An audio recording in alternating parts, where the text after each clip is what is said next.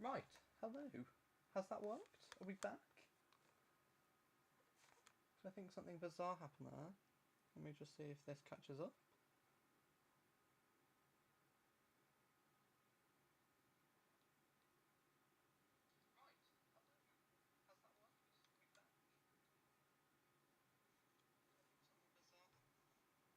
Hello? Can you hear that okay? Let's up this slightly. There we go. Shall we try that?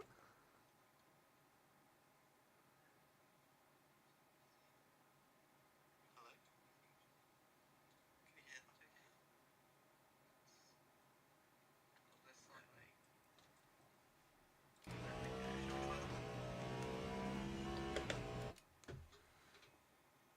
Technical difficulties, you've got to love them.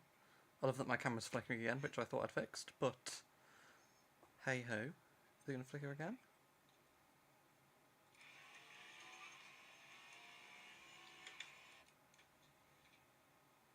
Technical difficulties, you've got to love them.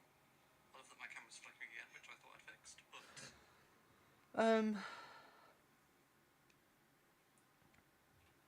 let's see if I can fix the camera quickly, and then we'll continue.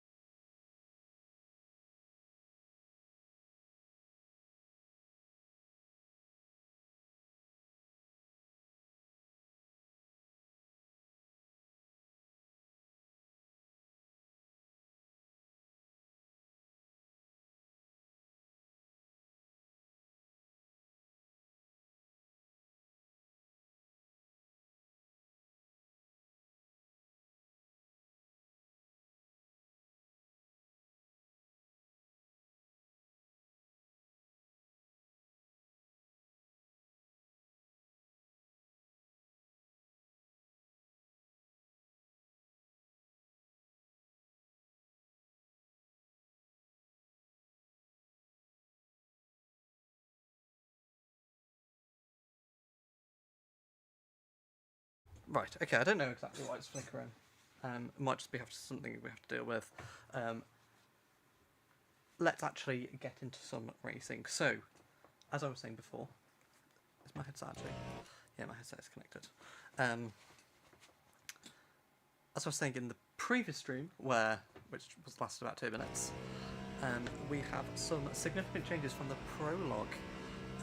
So first of all, actually before we get into that, if you're new here, wondering what my drive is, then go check out the prologue video.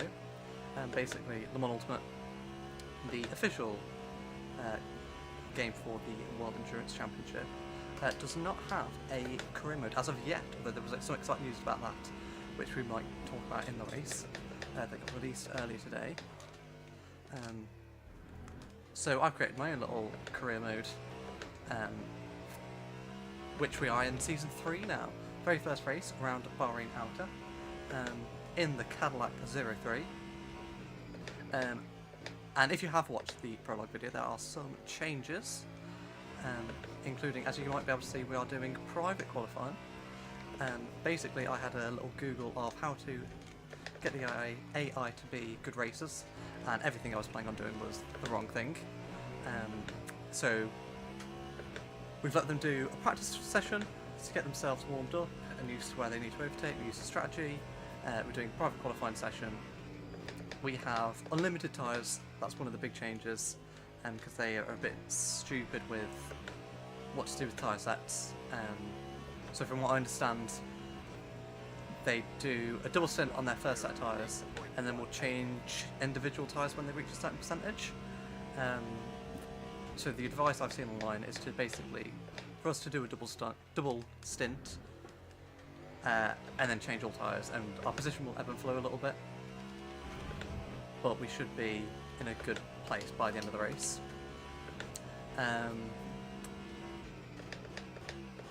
Also, with the last pit stop, to take 10% extra energy, because they're quite cautious on their energy usage.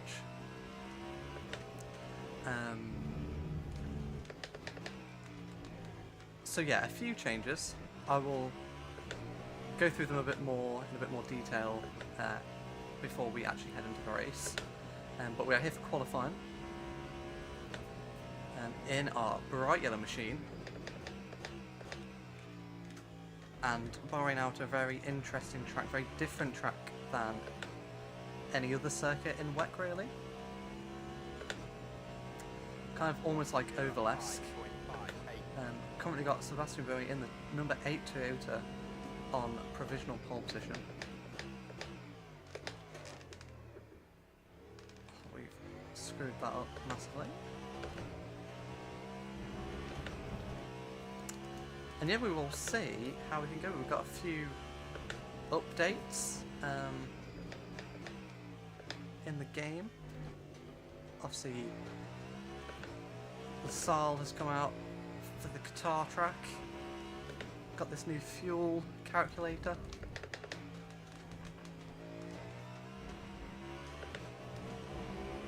Which will hopefully be super useful in the race. We've got track limits there on the exit of the chicane. So this lap will not count.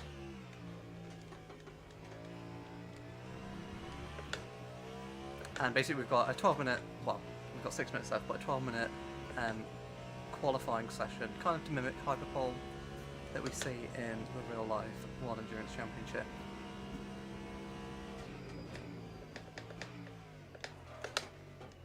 We've just gone very wide there, very deep into turn one. This isn't going to be a good lap either. Oh, and we've got too excited on the throttle there. And with half the session gone, I'm wondering whether we come in for some new tyres.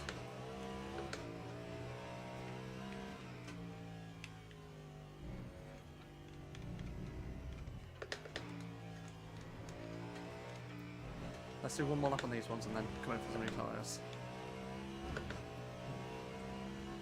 Let's lock in for this last lap of this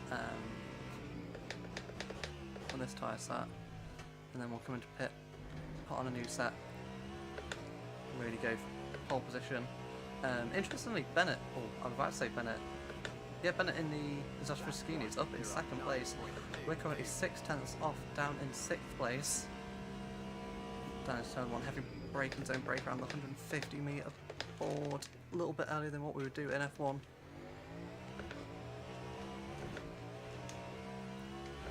Struggling on traction there, just felt like the traction control cutting in a little bit there. Make about 125 metres there. Get a good run through these sweeping corners. This right hand corner very difficult. Try and break in a straight line for the chicane. Try and get a good exit out of there. We've got a decent exit actually. We're going to be 2/10 up down into this braking zone.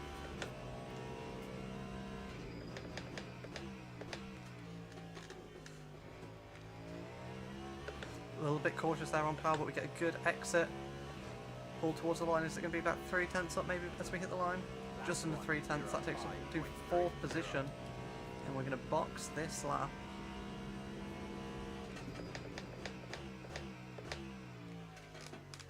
Some fresh tyres, unless we get particularly good run through here.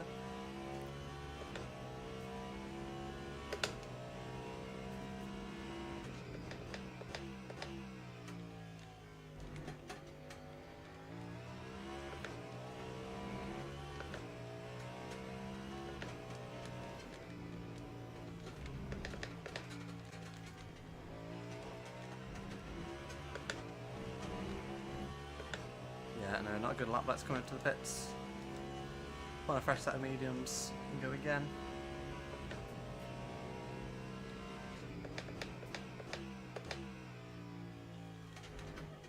Have about 2 or 3 laps.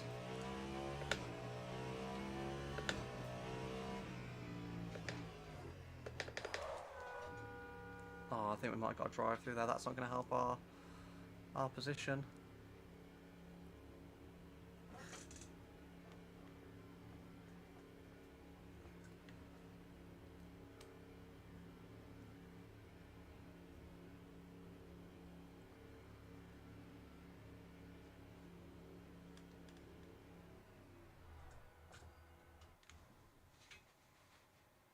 One-second pit stop. Fuel in, tyres.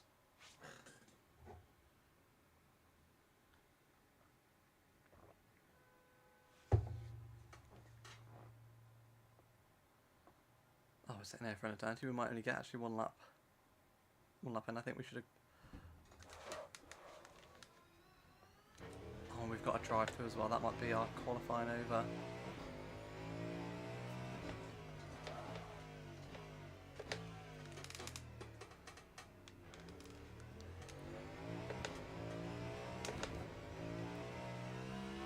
Might just get one lap in. I think one. Oh, I think it might be close.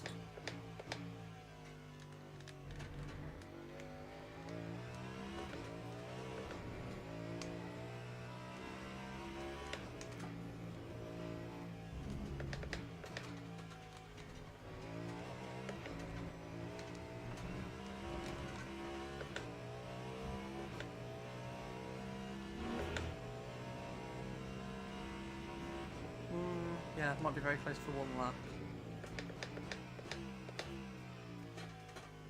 To drive through another outlap and then try and go for it.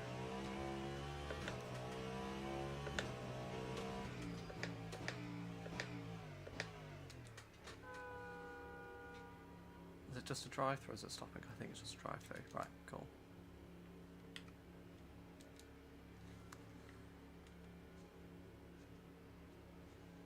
Currently in 6th position. We have Oliver Rasmussen behind us in the Jota Porsche P7 and Pierre Guidi in 5th position. But it's going to be very tight for another lap.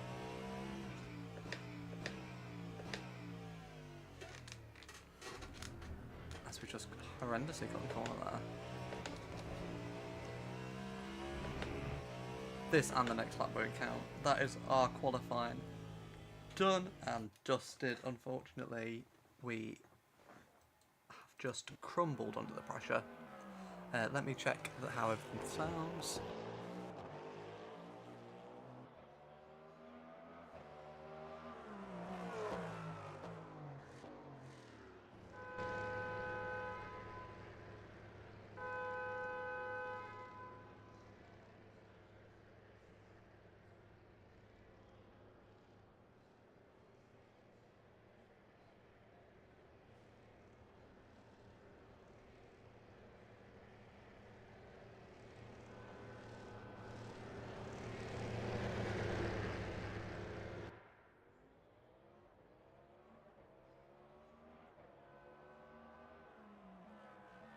Cool, that all sounds good to me. I do apologise that you can hear my... Actually, I'll save that for a second. Let me continue to the race. Oh, let's start off with qualifying here. So Sebastian Buemi gets pole position. That actually means he gets the first points of the season with 3 points. Our teammate Albamba is in 11th. Our previous team, Lamborghini, up in 4th. You know what? That's not bad. Bad qualifying. Dries van Thor. First BMW's in 14th. Oh, Kubica. And Nico Muller in the Peugeot, rounding off 3 seconds off. That's quite poor.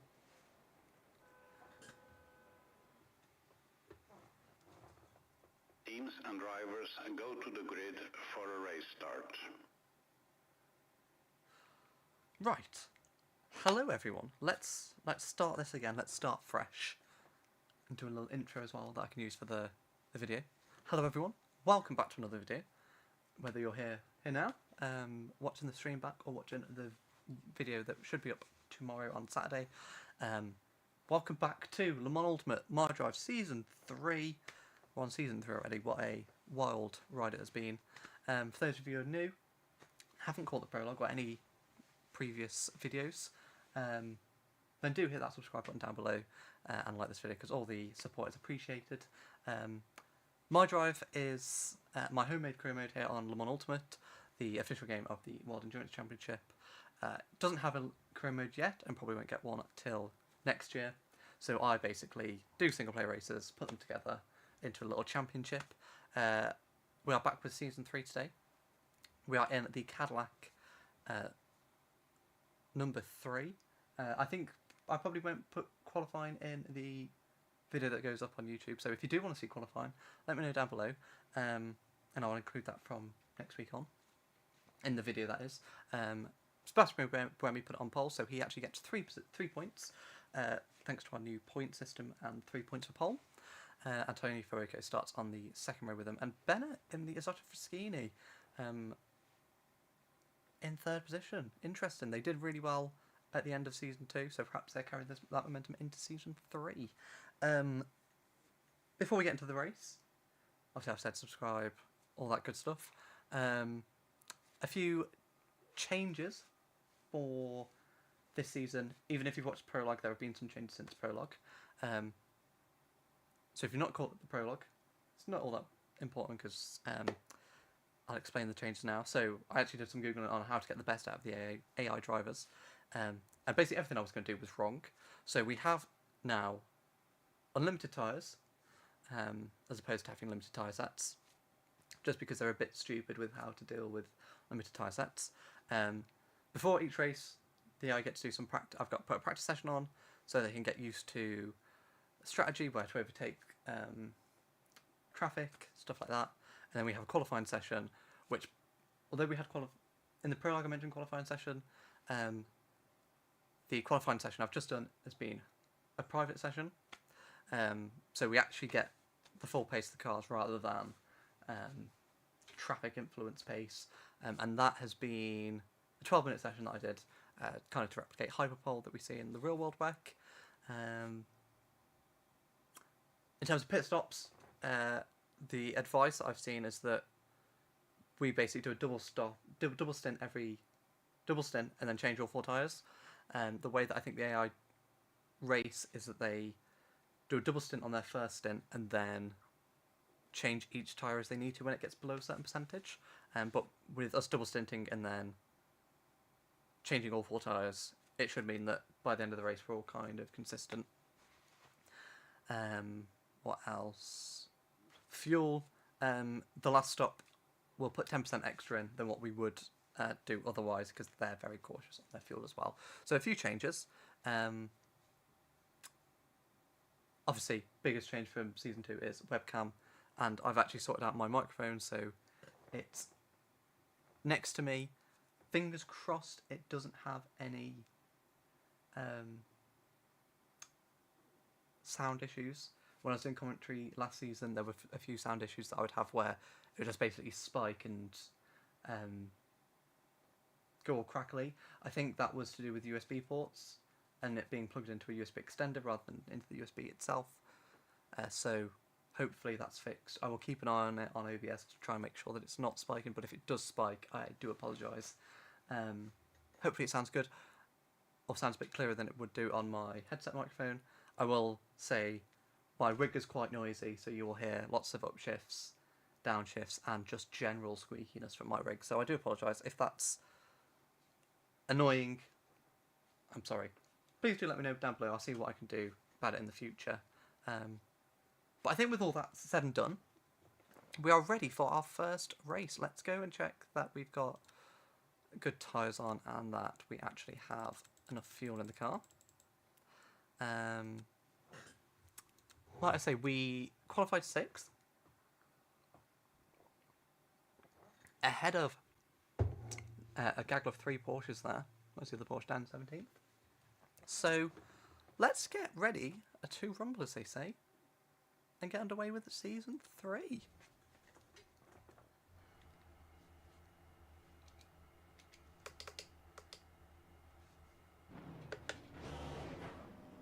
We've got the Isotta Foschini off to our right hand side there.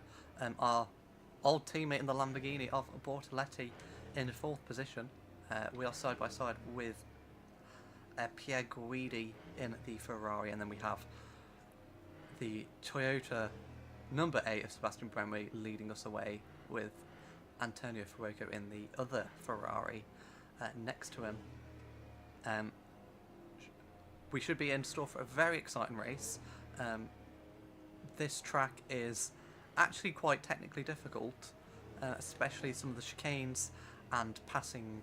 You know, traffic's always a big thing in these races, and I think traffic around this very short track will be really difficult to manage. But we now come towards the start-finish line. 60 miles an hour. Feels like an eternity. Green flag. And we are away for round 1 of Season 3. Got actually a very good run there. In the slipstream of Bortoletti, we're ahead of the Isotta Foschini. Going to take it nice and easy into turn 1. Watching out for the radar. Just squeezing Bennett there out there, understeer in the middle of the corner. Buemi has been gotten off the start by Fuoco, so great start by the Ferrari. We're going to go around the outside of our old teammate. Can we make it stick? Just about into turn 4. We get the move done, and we're up into 3rd place, so lightning start from us. Normally we actually have quite poor starts, but that was very decent indeed. And hopefully we can pull away from the Lamborghini behind and focus on the 2 up ahead of us.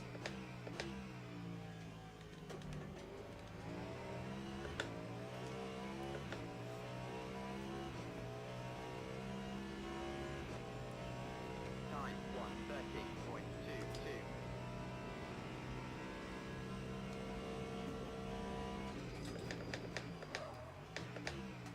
Oh, big lock up there we had on the front left hand side.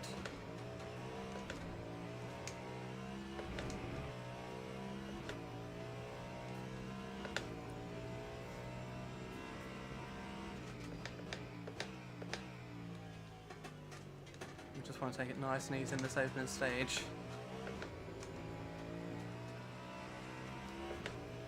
This corner here in particular, the long right hander, very difficult. And then like that we just run a little bit wide. Gives us a terrible exit, and the Lamborghini's going to be on us now.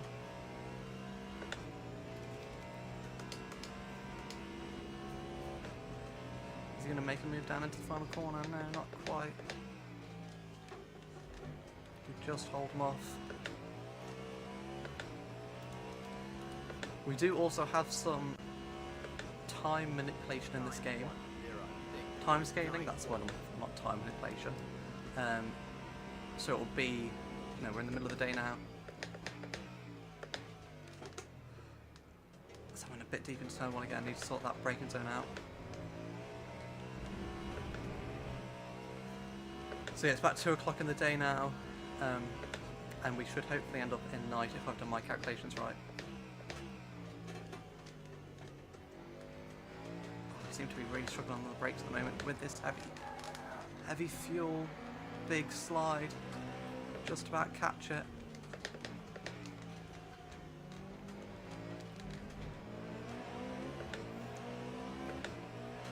We've got a bit of damage there on our rear. Enough to repair,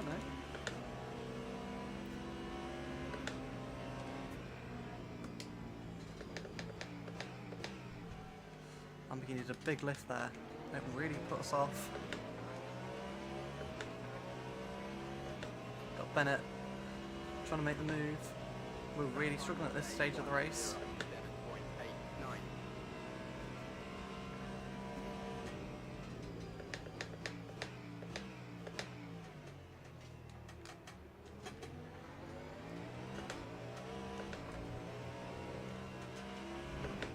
Look, Colin difficult there, unfortunately.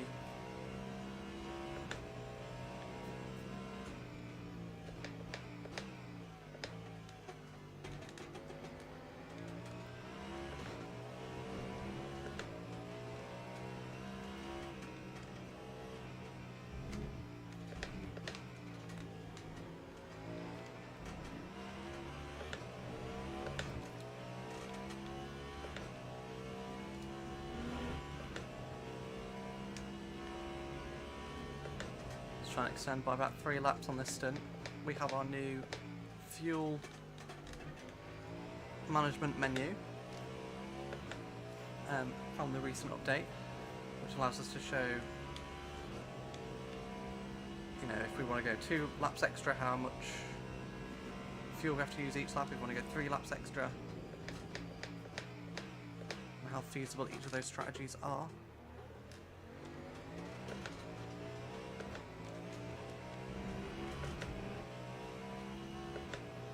I did do some practice on this yesterday and I feel a lot less comfortable today than I did yesterday. Maybe hotter conditions on the track. Not quite suiting us as well. Did up the AI difficulty slightly.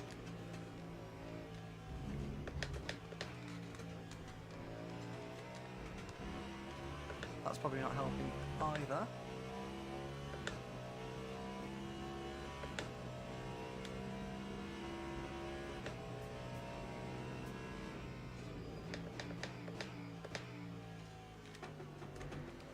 We do have a long way to go in this race.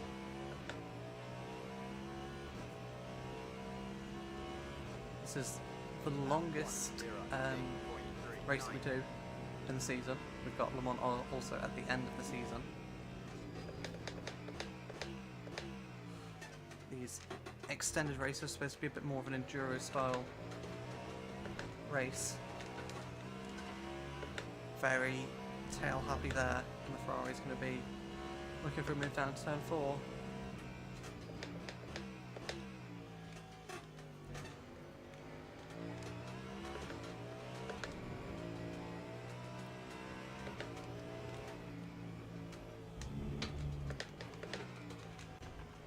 Very difficult over the bumps.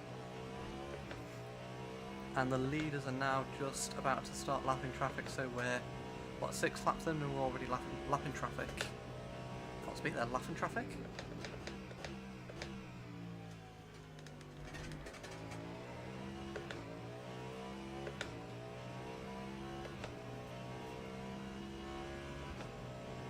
Time 106.53.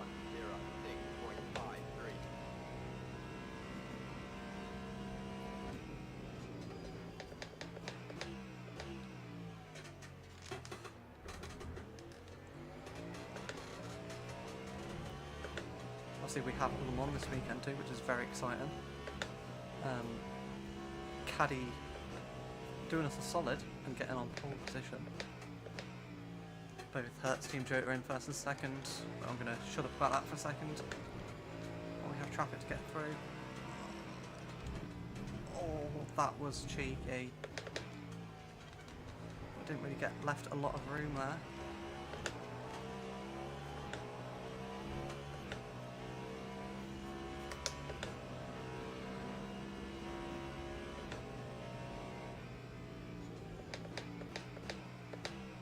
Obviously full GT3 field now as well, with the Lamborghini and the Lexus being added. And just today it was announced that Le Mans Ultimate will be coming out in a full 1.0 release. Obviously at the moment it's in early access. So we try and scoot our way around the new Lexus. Oh, quite good sounding Lexus.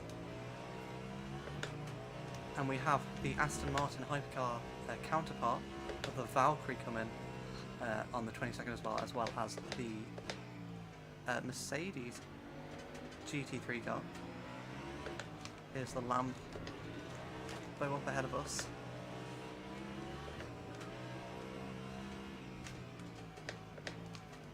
Just, losing a lot of time there.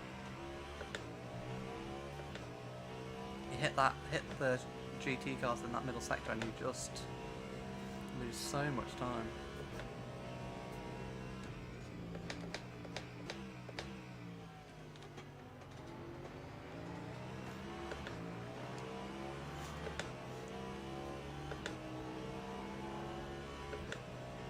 Time 109.65. But yes, 22nd full release of Le Mans Ultimate, as well as the Aston Martin Valkyrie, which I'm super excited about. That'll be a fun car to drive.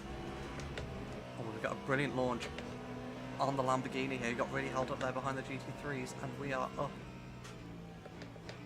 into, what's that, 4th place?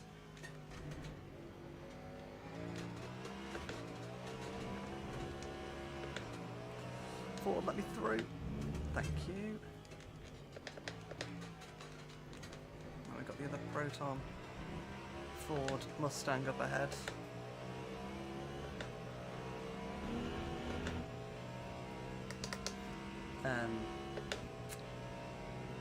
And yeah, they announced as well today the European Le Mans series will be coming as a DLC. Oh, another corner cut there. There we go. Goes green.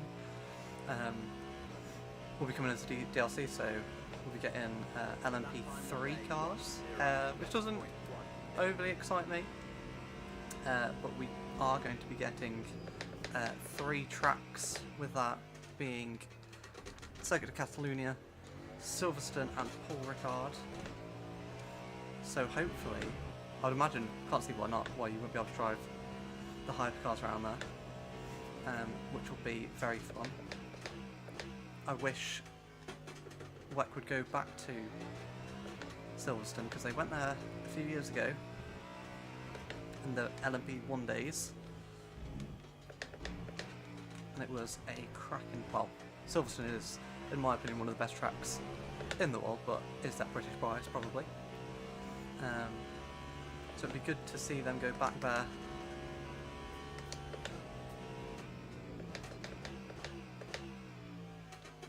And then the final part of their announcement was that in the first quarter of next year, they will be releasing a career mode. So we're actually finally going to get a dedicated career mode, which looks, they've shown a few screenshots, looks pretty, well, it's hard to say off the 2 screenshots, but there's like team boss things that you can do, which will be really good. I hope you get customizability of the calendar and stuff. That would be cool. But until then, my drive will have to suffice for us.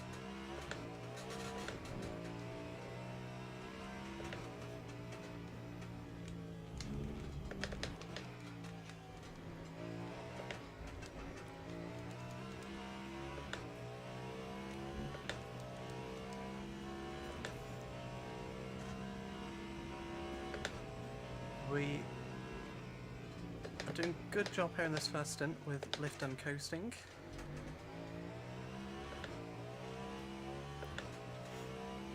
We've got about 4% over the cars ahead, That time was a 106.12. while keeping up the pace, which is good. About 35% as we cross the line battery wise.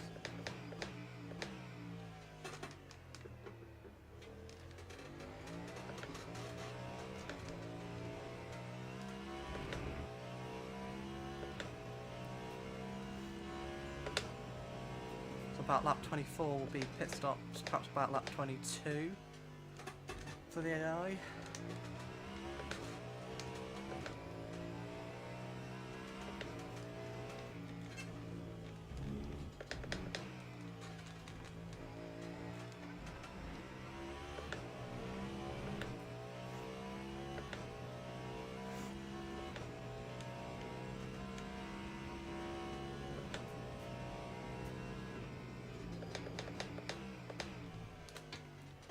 You can see our fuel calculator in the bottom left is showing us, basically, if we go down to this, if we don't have a target lap time, the one that we want to extend by, what our fuel usage is, and then if we up it to 1 lap, it will show us what target is that we need to hit, and what our best lap for fuel is, and what our average is. Then when we take it up to 2 laps, it will have the little warning arrow there to say that it's difficult and that we're not achieving it at the moment. So I'm going to have to pause it. We've got... need to blow my nose.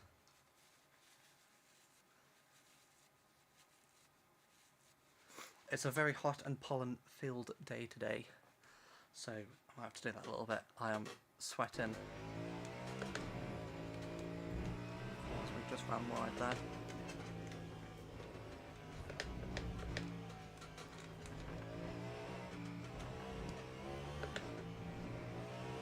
Oh, we got a huge track limits there. Didn't even really cut the track, which is the annoying bit.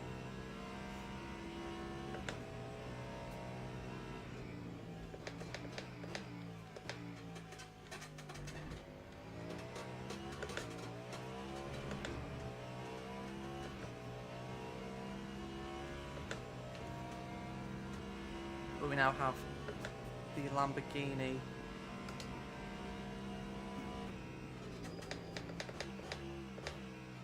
and Ferrari right behind us.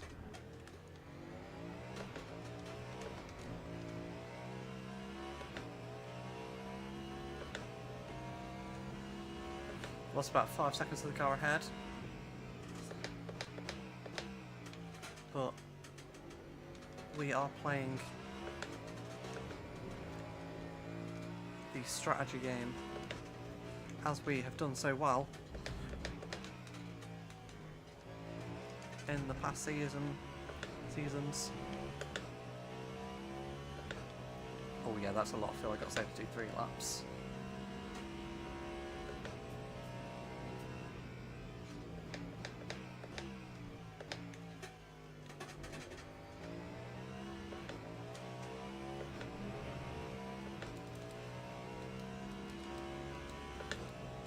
Time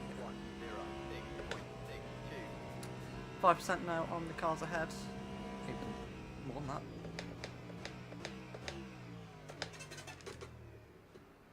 Slow down for turn 1. Oh, I've got a terrible run there. Lamborghini is going to be all over us down into turn 4. We've got traffic just where we don't want it.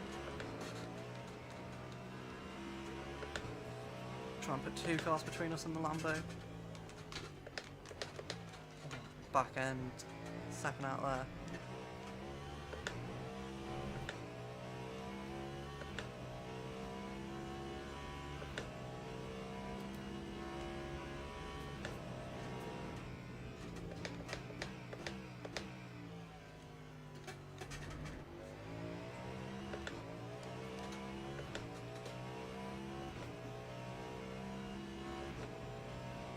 No waits for the cars ahead, 107 for us, so we are substantially quicker in the traffic so far.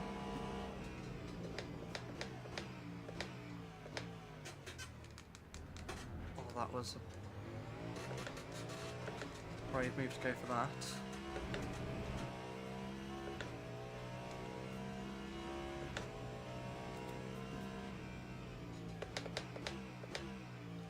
We're gaining on Bennett ahead. We do have some cars in some awkward positions here to overtake. Oh, getting held up here is just hemorrhage time to the car ahead, and then get blocked there as well. The gap that was 2 seconds, now 3.5.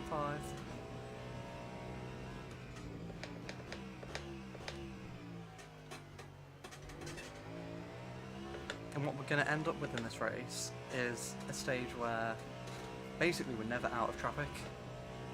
That time was a 1:08.01.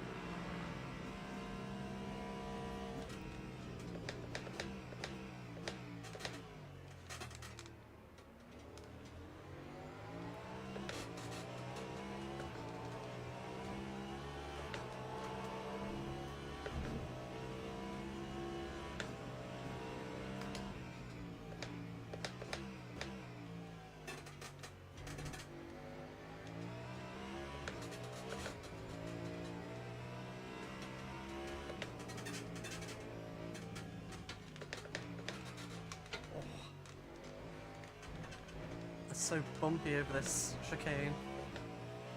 Car gets really unsettled, but we're doing really well on our fuel usage. So that's 6%, 5% to the cars ahead.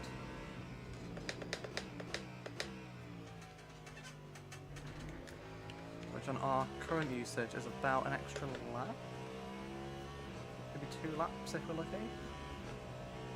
That time was a 1:07.57. Did a huge lift there. Probably cost the Proton lots of time there, so we get happy on the tail. But yeah, Guidi has got past Portoletti.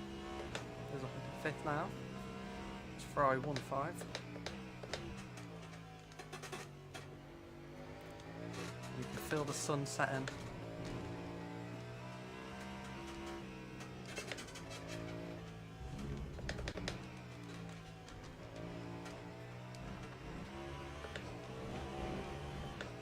Slowly getting darker and darker here. What's the time now? At 3:45.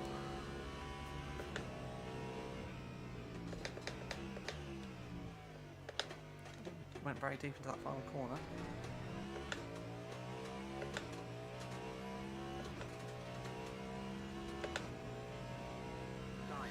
We've got just one GT3 car ahead of us. The top 2 are really quite close.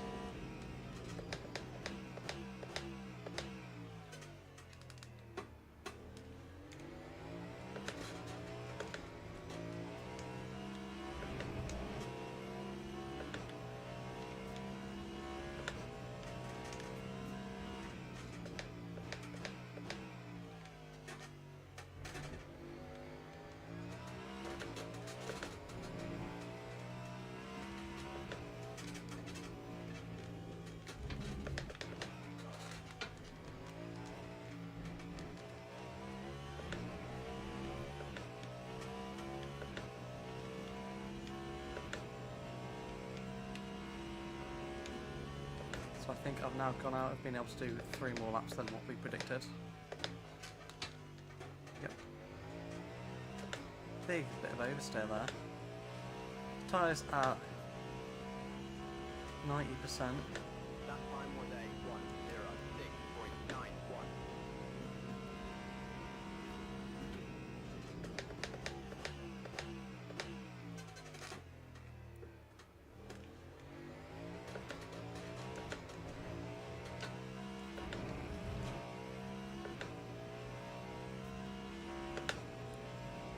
Maybe not this lap, but next lap. Top 3 might be into the pits.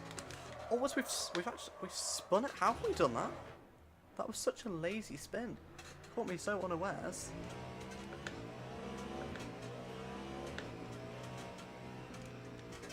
What the hell happened there? Just such a lazy spin, like I say.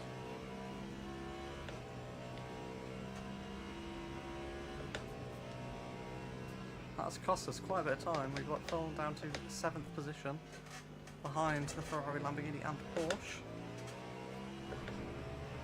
We've got the Ferrari into the pit. In fact, is that both Ferraris?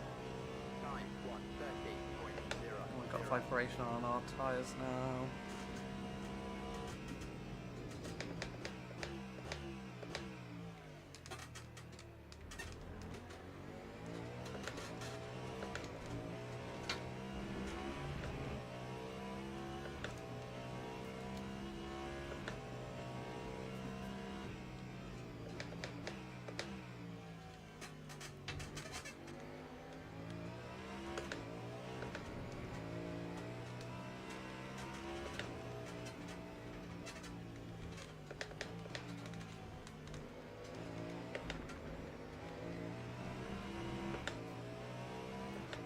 Kevin Estre a bit wild over the bumps.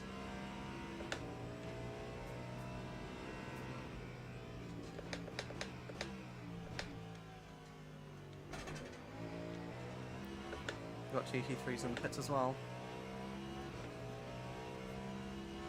Right, everyone else will peel off into the pits, and we've got 2 more laps just about.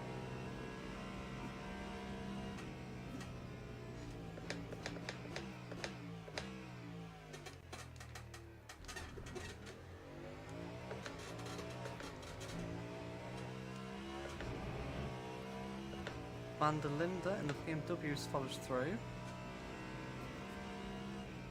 The BMW looks like it's good on its fuel as well.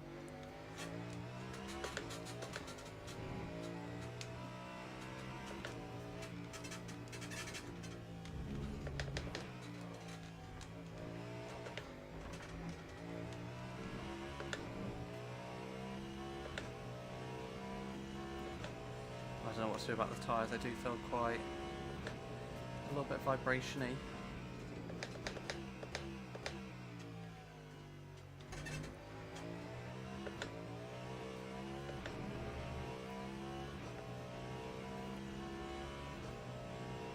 Lap 106.30.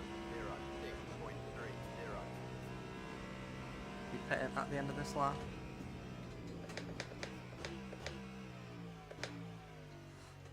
So cautious into turn 1.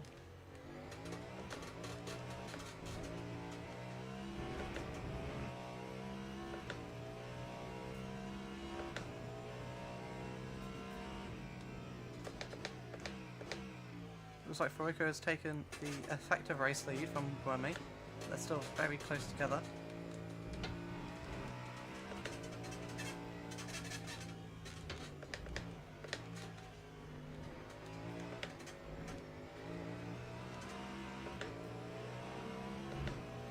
We're going to try and double stint these tyres, I think.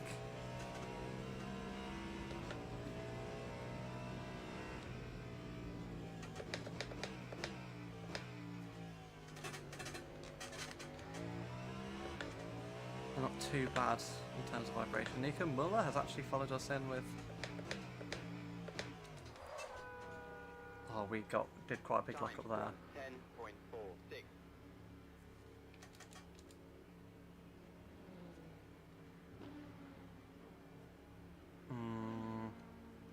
Do I change tyres or not change tyres?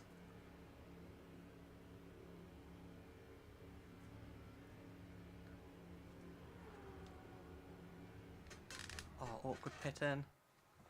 And that is our first stint done and dusted. Let's save progress. Oh, our fuel has actually gone from there. Interesting, wonder if that's a bug.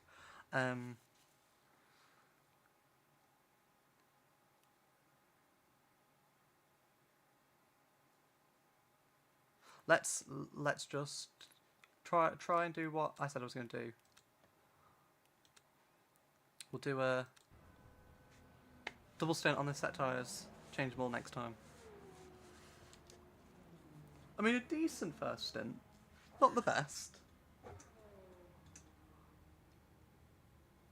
I spilt water everywhere. We have kind of fallen away from the 2 leaders slightly. Hopefully with some good pit stops we can get that back.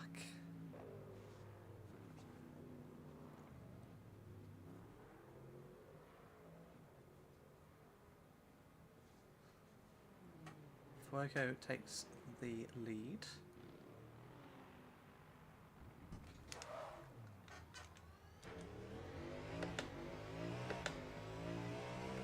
We are then sent out.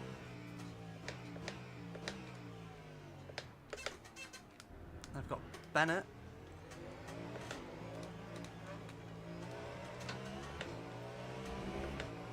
So has he been caught up in traffic or has he changed his tyres?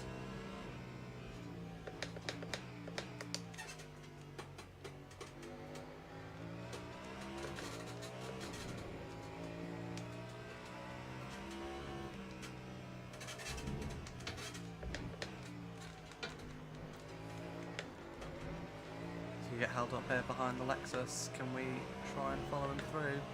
We get a good run in the slipstream.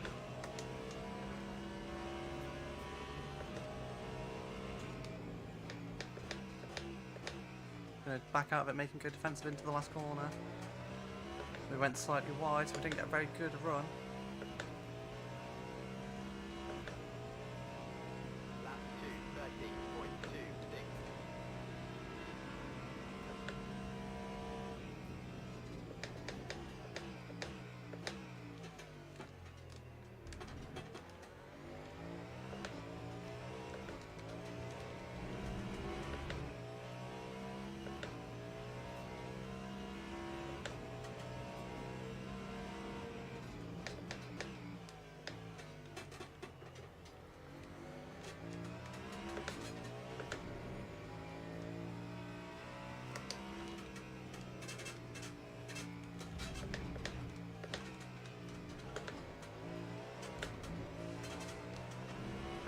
Dr. Skinny held up again behind the Ford.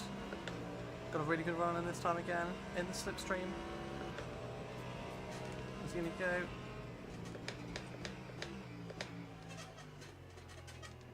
Look to go around the outside, but he just hold it on the apex there.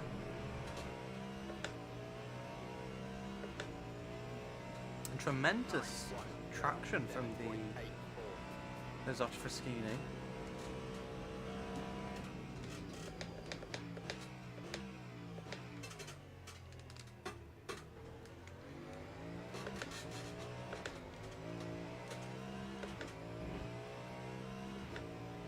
That's where the lights coming on the circuit now, so it starts to get a bit darker.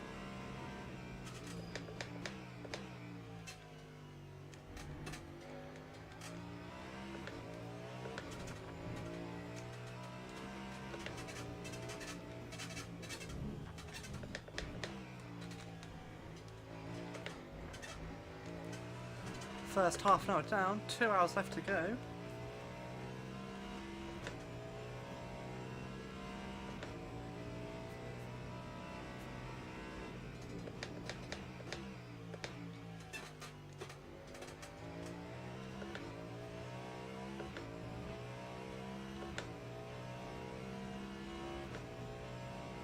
Lap 106.95.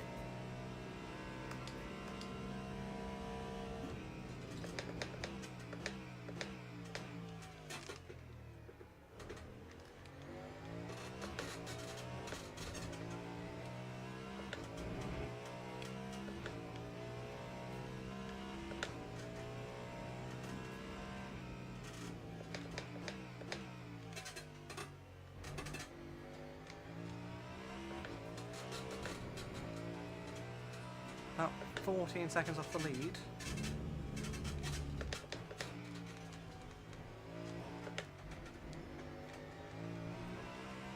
That's not... I think, sure it was big before we pitted. So I do think perhaps they took on some form of tyres, whether it was left sides only.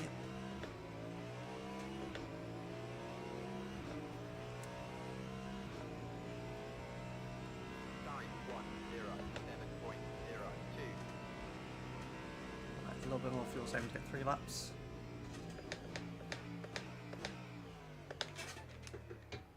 Deep into turn 1.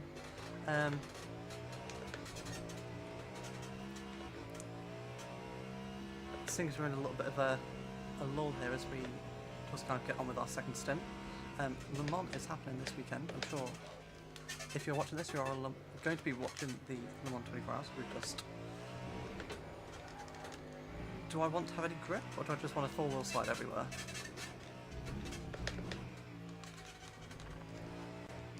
Oh, I didn't cut the track pair, come on. Oh. That's huge, okay. We've got to be really careful. We lost so much time there and didn't really gain anything. The corner cutting is quite savage around here. Yes, as I was saying, 24 Hours of Le Mans this weekend. Cadillac on pole, Hertz Team Toyota 1-2. Let me know in the comments down below your predictions for the race. Or who you are supporting, or if by the time this video goes out, what your favourite moment of the race was. Bit of a shock with Ferrari not getting 3 cars into the top 10 for either pole. And Toyota having a shocker with the number 7. Being down in, what is it, 16th, 17th place?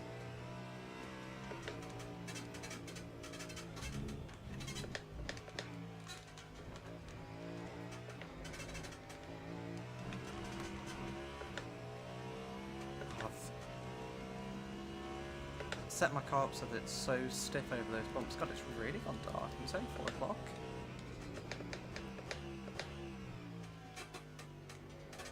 I wonder if it's like winter time for the users.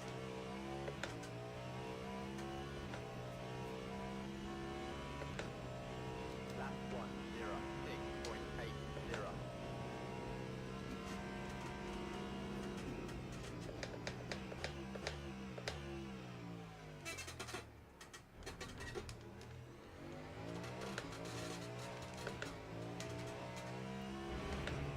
So yes, I suspect Cadillac will be strong this weekend.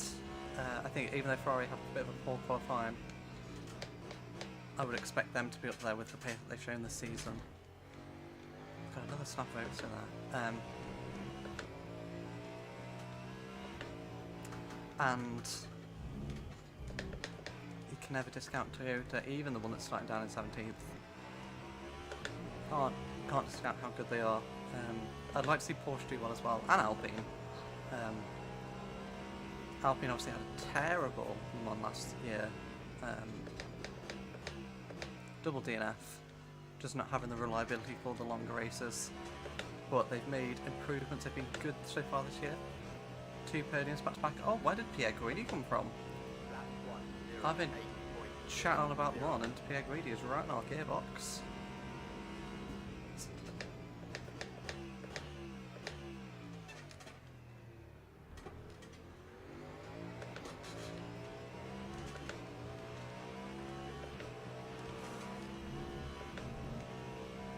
Pierre Guidi's got 16% less energy than us. We get caught there in the worst possible position by the United Autosports McLaren.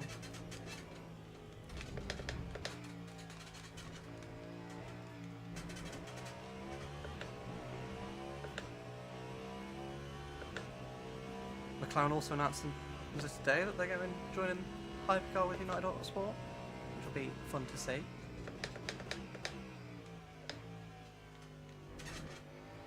Lots of manufacturers come in, lots of new cars come in to Le Mans Ultimate at some point in the future. So we've got the Genesis next year. Ford, I want to say, coming as well. But maybe that's just a rumour, I can't quite remember off the top of my head. I'm maxed out to capacity right now with this heat. Really, I should not be doing this because I'm sweating. But I committed to it.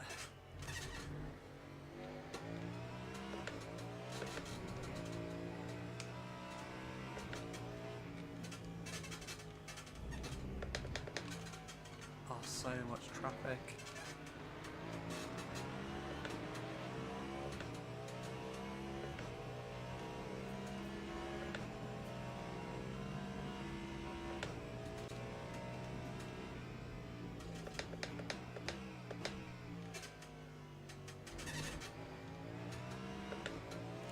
Who's that ahead of us? Matt Campbell in P19, wow. Time 1:07.88.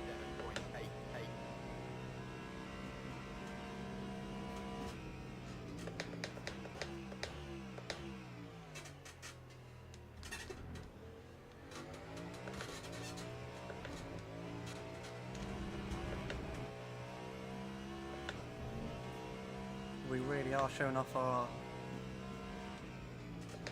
energy conservation masterclass here. You know, the storyline we're going with is that Cadillac wanted us for that exact reason. If we remember back to Fuji last season,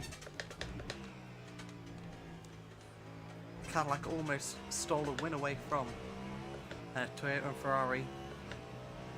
If only they could have conserved one more lap of fuel, then they would have won the race at Fuji.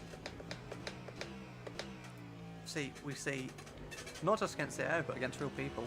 I think there's a video, I don't think I released it as a video, but there is a stream that I did last week, which showed us and our fuel conservation, and how even against online, against real players, it really helped us. I think we jumped from 14th in qualifying to 2nd in the race. At the moment we have almost 15% more than Fuego in the lead.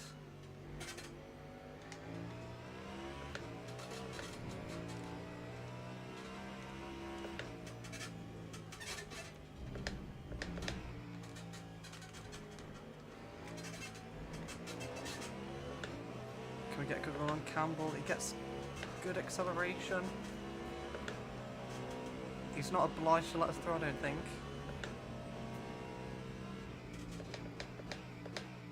But he gives up that fight pretty easily.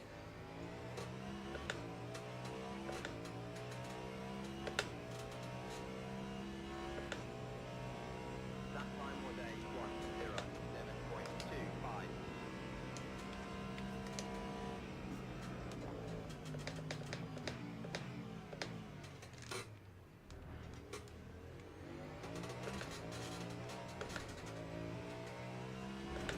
Now Pierguidi has been joined by Bortoletti.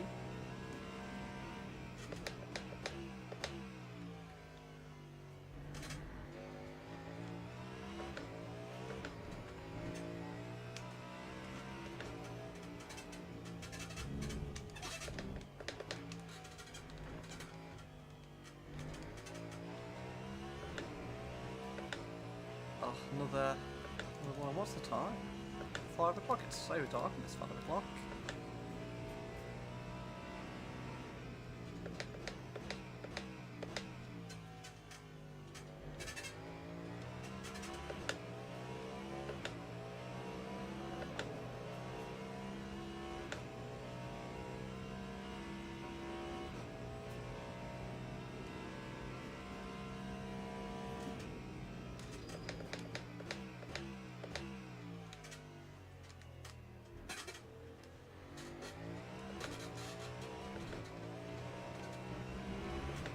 Gap's open up at the front to 20 seconds to us, but Bohemia's right on at Fueco's tail.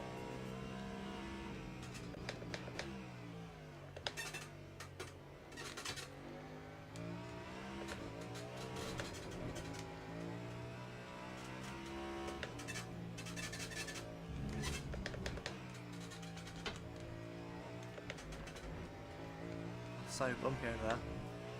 That definitely needs resurfacing.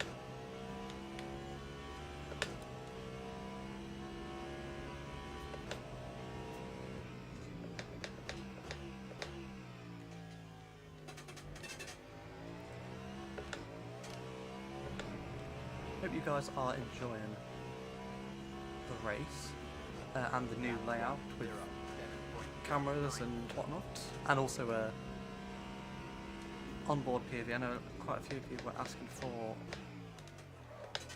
that, as I've just horribly locked up turn 1, and that's let Pierguidi through. Basically, these videos are a terrible idea because I shouldn't talk because I just made those mistakes. But hey ho, we're going to do them anyway.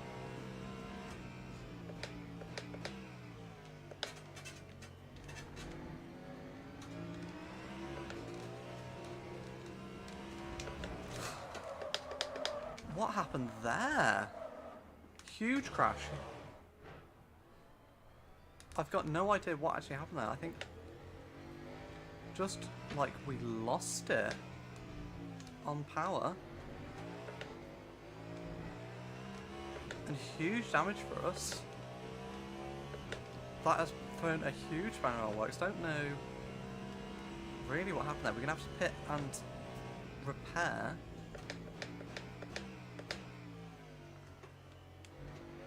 Just too much strain on the outside tyre maybe, but that is really not ideal for us. Just about getting it slowed down there, I think, hopefully.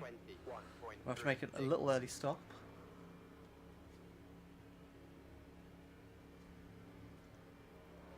But we've got damage on some suspension parts. And into the pits we come.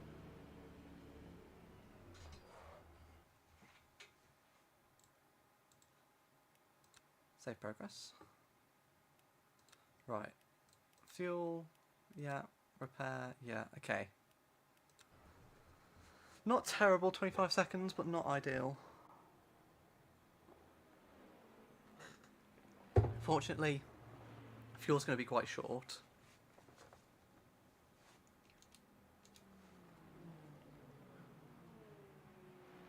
But yeah, really not what we needed. This is going to drop us down quite far. In fact, we're going to, if we've not already gone a lap down, we're going to go a lap down in a second.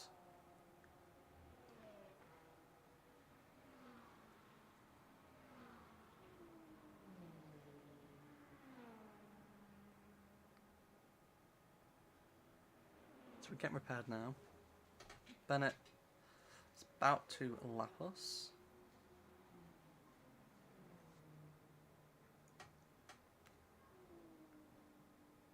There goes Biaguidi, Bortoleto, Estra, Campbell, all the people we were fighting.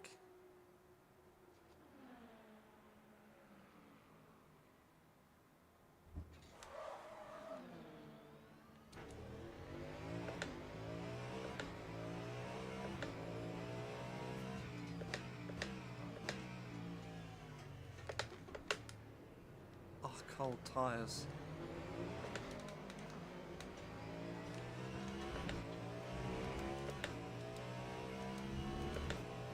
What a shocking thing to happen. We gotta be super cautious with these tyres till we warm them up. Oh, they're just getting held up everywhere.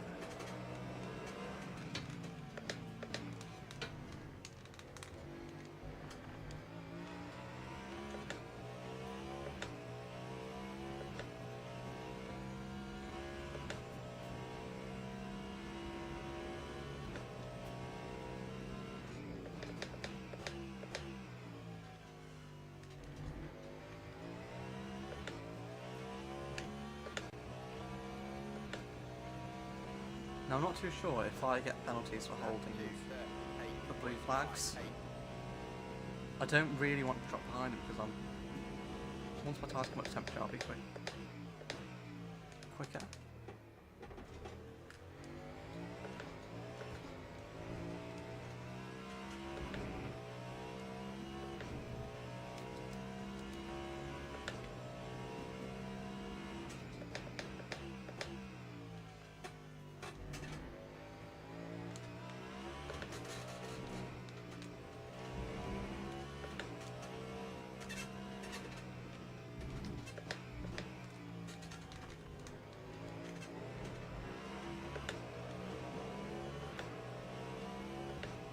He's not exactly close to me, is he?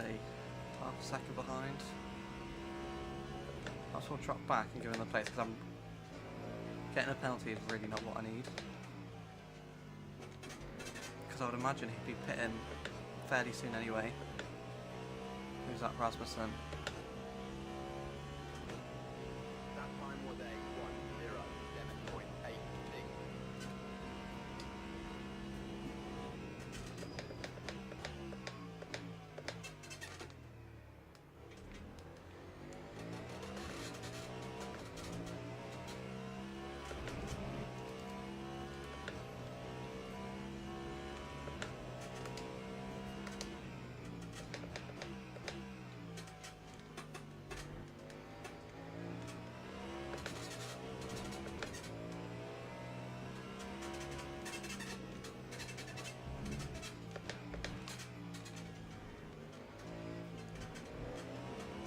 Our tyres are so much quicker now.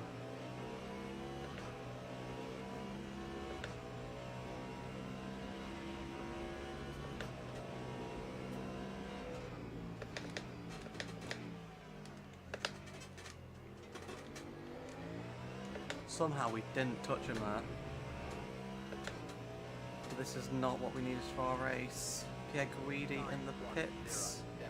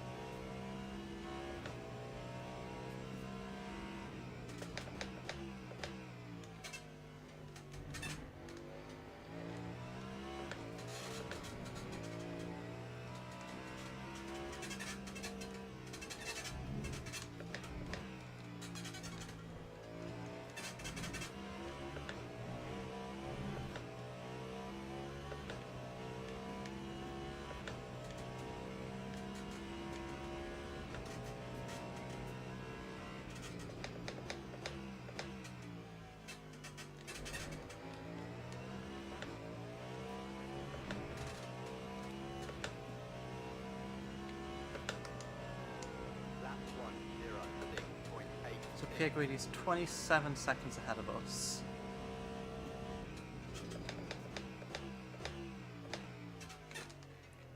So we've lost a bit of time to him.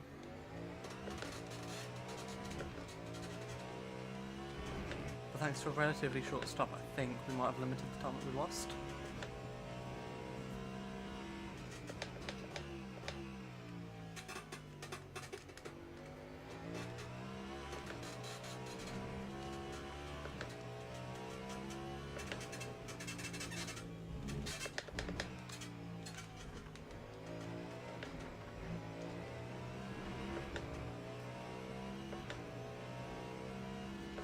We should have Rasmussen, I think, pick this lap.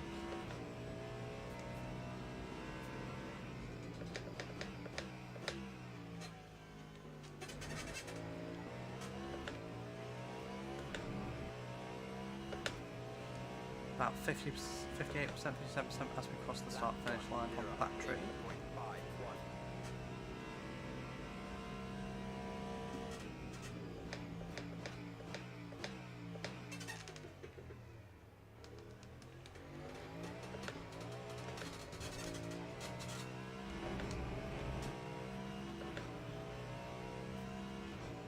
So we're behind Lopez, behind Chatham, behind Campbell, which is fine.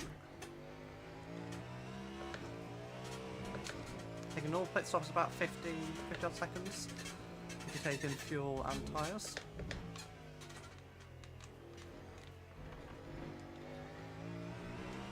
Ours was about 60 odd with the damage and the less fuel. So that's probably about right.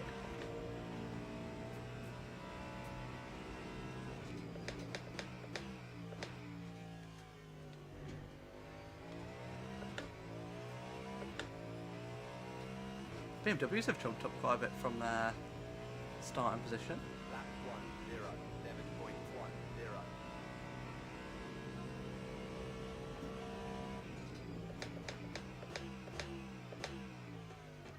Oh no, Van Dalen did 11th. We're 12th. Sorry, for a second there I thought we were blocking the podium, so I got very confused. Okay, so we're outside of the top 10. We are 12th position.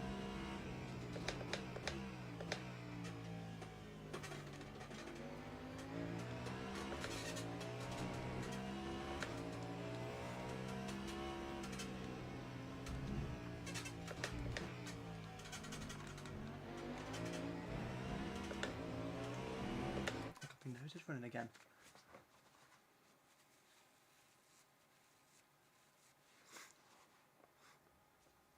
So about, yeah, that's probably about right. So I think in that stop, the AI took fuel and tyres.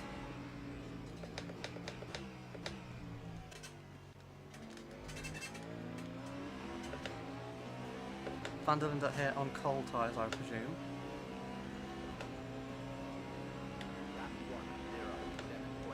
Right, on the slipstream, we're going to look towards the inside. He's defended, he's pushing us.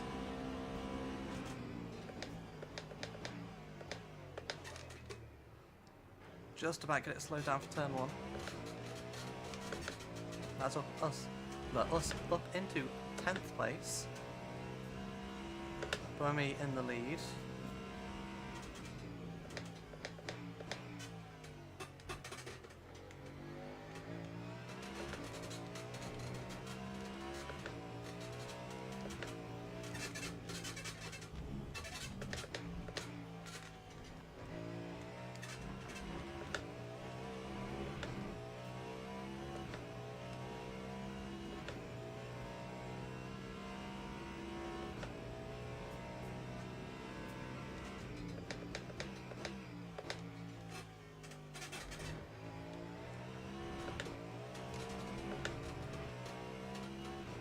So about 4 stints left, is it saying? Yeah, 3.8 stints.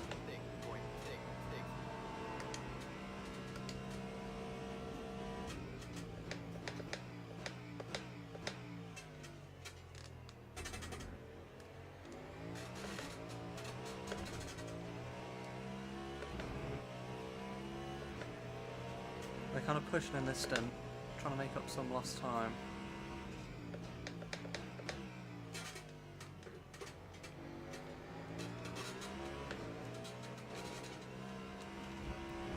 careful on that curb.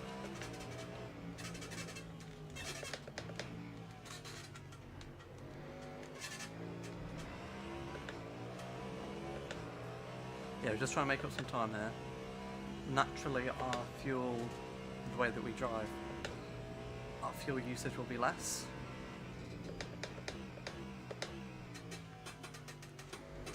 So hopefully we can gain back on that with just our natural driving.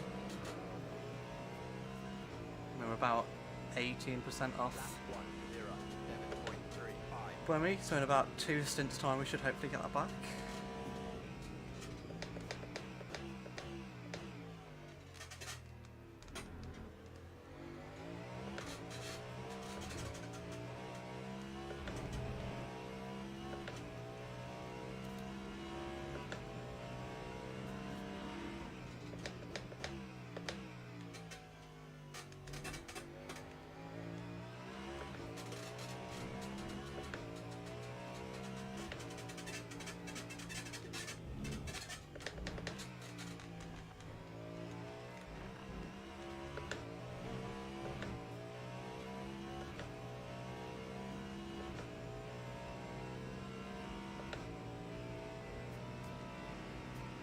Campbell in the pits. That's out of sequence stop. Perhaps that's when we would have been pitting. Lap 1, 0, 6.4. That's very out of sequence. Puts us up to 9th.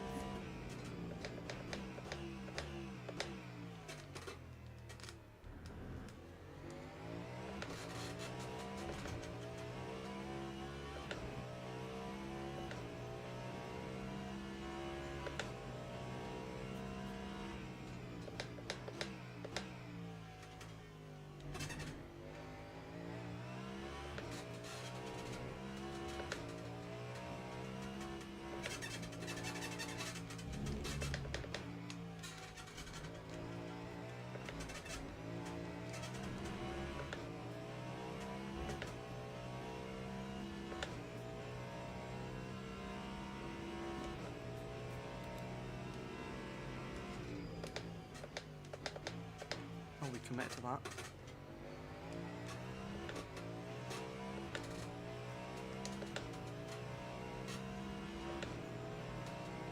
Lap 1, 0, 6.53.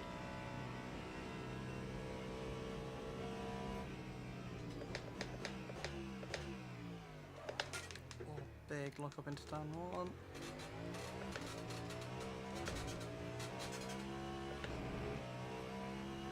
Another track limits. How's that 0.5? I've been really sloppy here with them.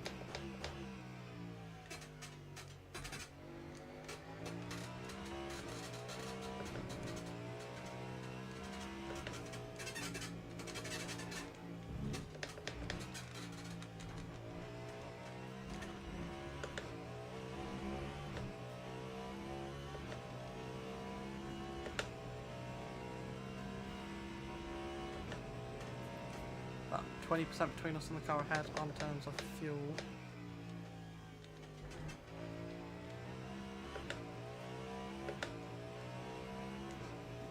Need to be slightly careful on fuel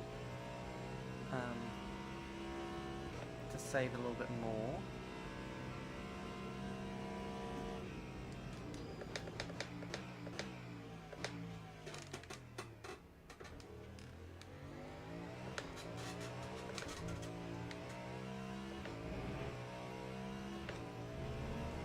I think we're slightly getting on Lopez ahead.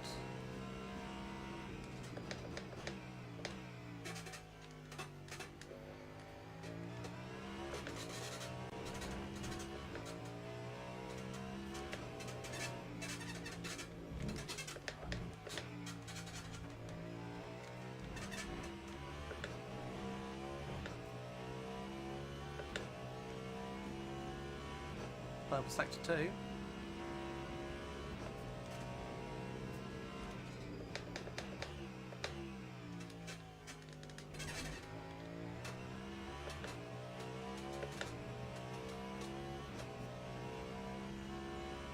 107.9 for the car ahead, 106.2 for us, so we are fine. Obviously Lopez would have been in traffic. We had a relatively clear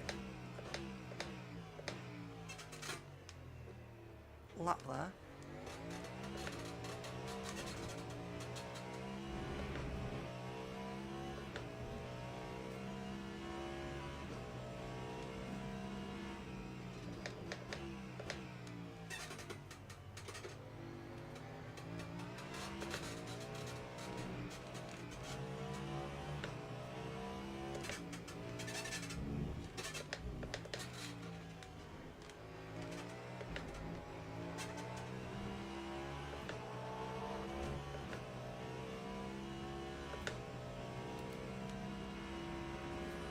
Got through that little gaggle of cars nicely.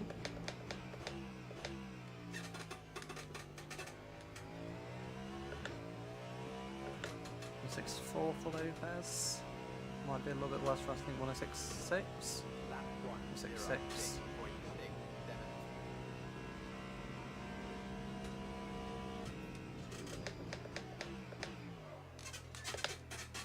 A little bit of rear lock in there. But best time through the first few corners. See, rear locking is the way to go.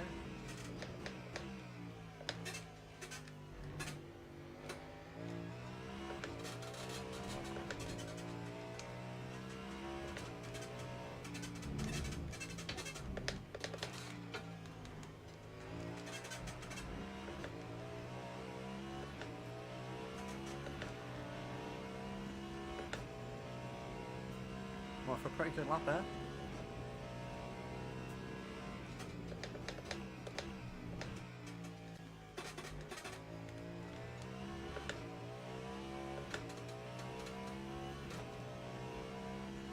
I do feel like lately I've started to click with these hypercars, understanding braking a bit better, especially how to kind of release the brake.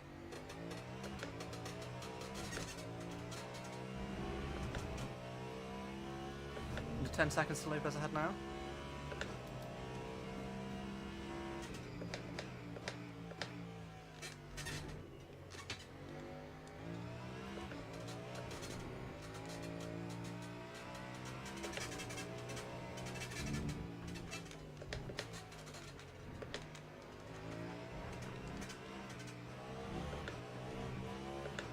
There we go. Cool. What are we now down to? 18% to Buemi.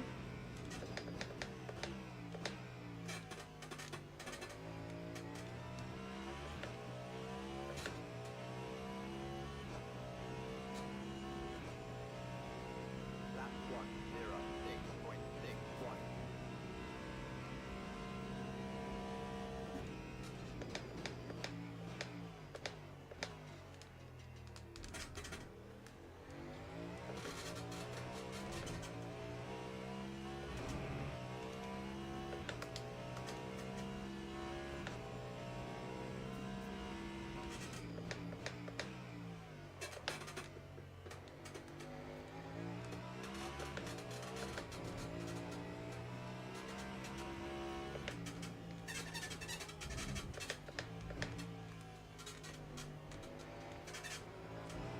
I realise I've not really been too talkative, just getting the head down and concentrating.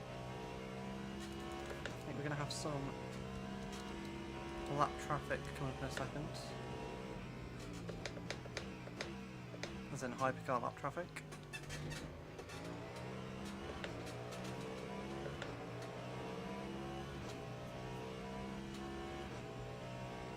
Lap 107.02.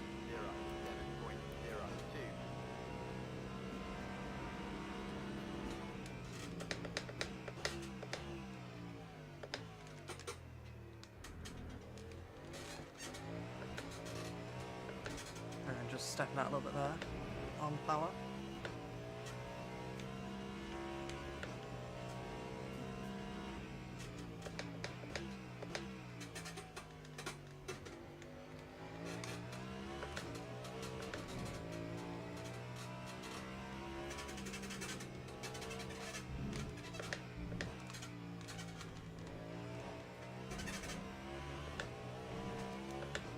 ever so slightly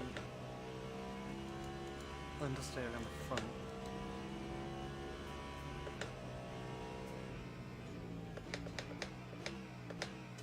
Try and adjust that slightly.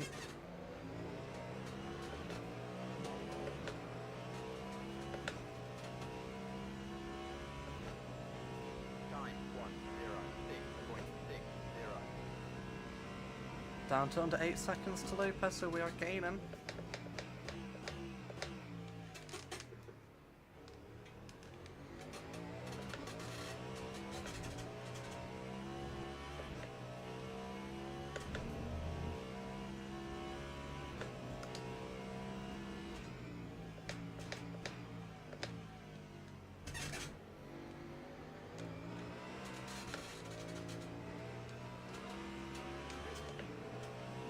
McLaren coming over on us there.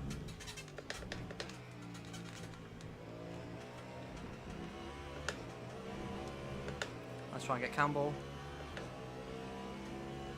Got a good run out of the chicane. Don't give up the position. Nice, there we go. BMW, Valentino Rossi's BMW still up in first position for the GT3s. 6.60.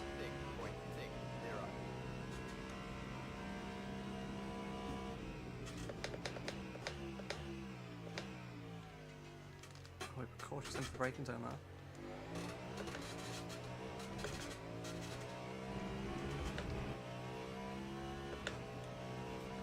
So we might struggle to do 2 laps extra. Let's just settle for 1.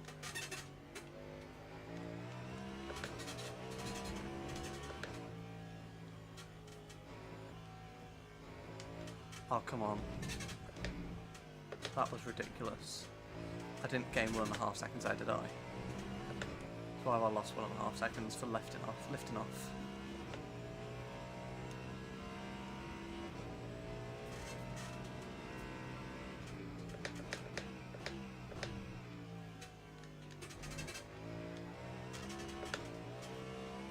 Going into the pits, maybe That time was a not this lap, maybe next lap. 1:03. We try and save, almost there.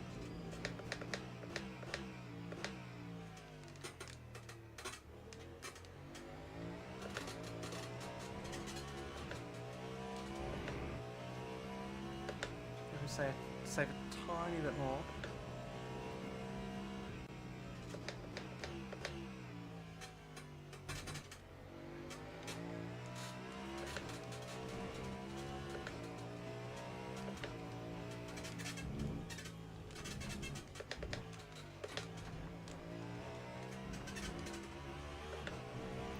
Oh, come off it. I really need to start being careful about those warnings. Only 2 points left.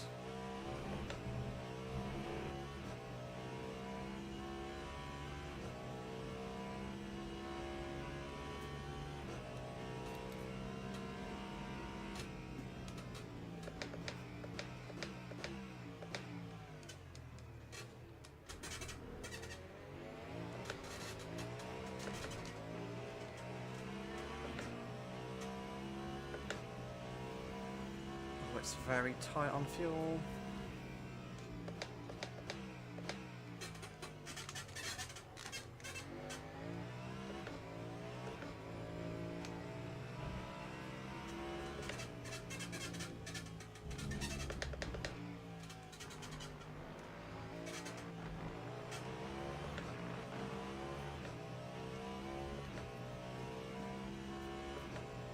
We're going slightly on Buemi, I think. Was above 40 seconds.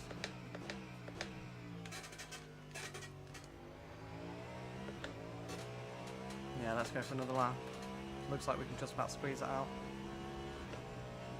Might just have to do a bit of lift and coasting. 0.37.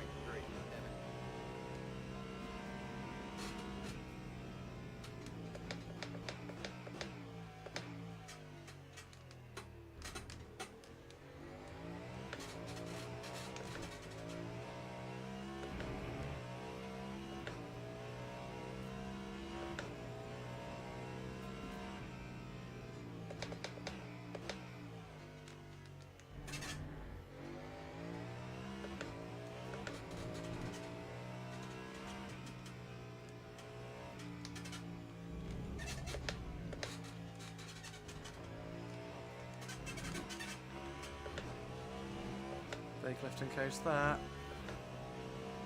1.3, 1.2. Under 1% energy. Did a big lifting coast into the final corner.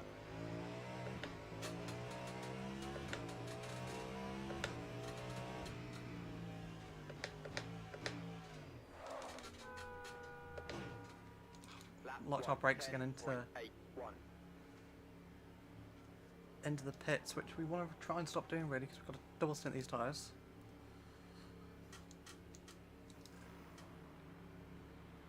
Going into the pits with just about halfway through.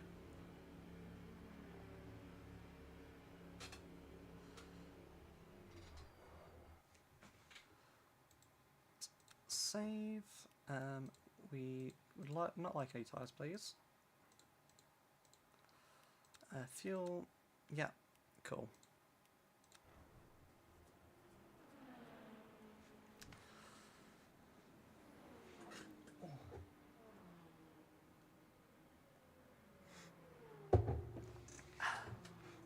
God, it's hot in here. So almost halfway through. Three stints left really. Let me get, if you guys have made it through this far. Wait, can I speak? If you guys have made it this far through the video, let me know if you like these sort of more endurance style videos. Just concentrate here as well.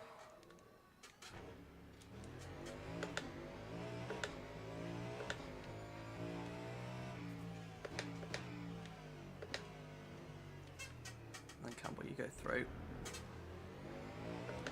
Isn't it funny? I was just ahead of him, and now I'm behind him for position. Interesting. Let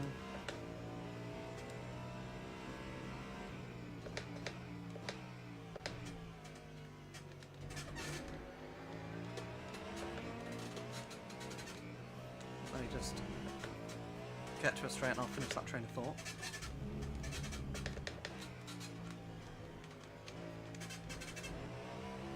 Yeah, if you guys like the more endurance style videos or streams, then do let me know down below. I do have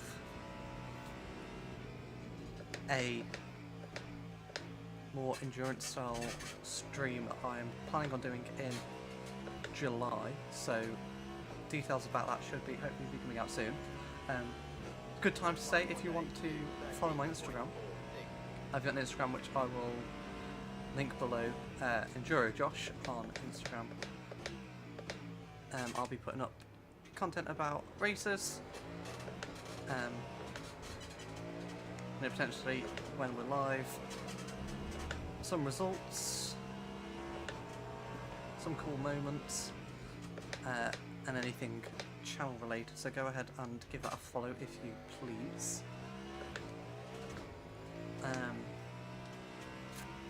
But yeah, I have a endurance style event coming up in July, which I'll have more details about soon. Potentially in next week's video I can talk about. But yeah, if you do enjoy longer races, then do let me know. You know, that's the whole point of WEC. I've just gone horribly deep there. It's like ice out there. Lap 1:08.96.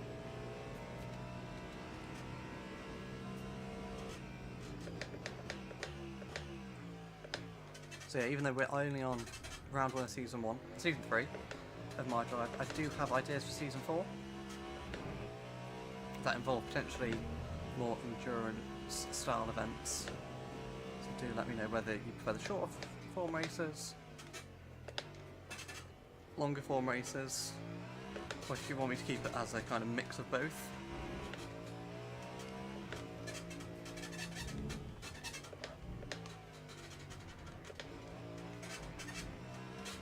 Or whether you're altogether a bit tired of my drive and want some more online content.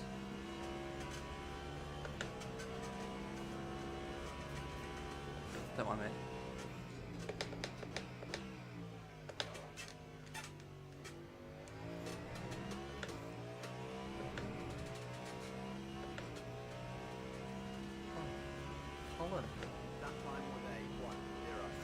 Kubica in the pits. 0.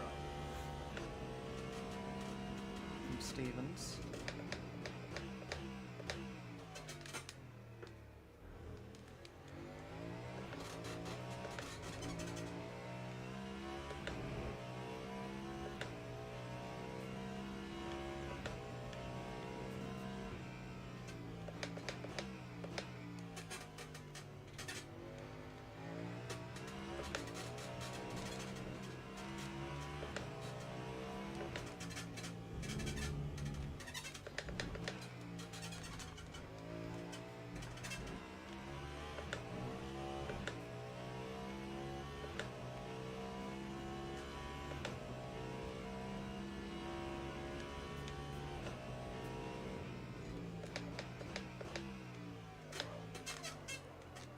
How is this far forward? What am I doing? What am I doing? Where is the grip? That time was a 1:07.77.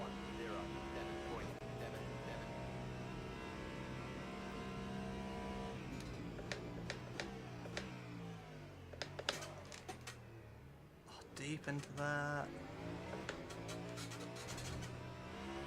And Lopez comes out 2 seconds ahead of us, so we've gained quite a bit there. Shatan less than 4 seconds ahead.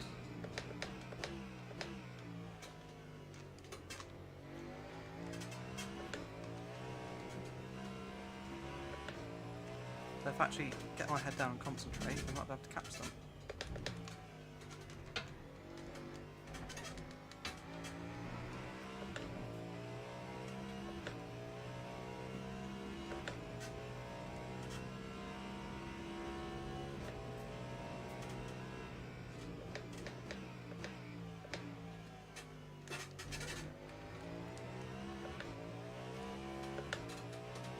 Currently in P10, we've got Pierre Guidi behind us. Lap 1:07.56. He was, what, like up in, what, been fourth?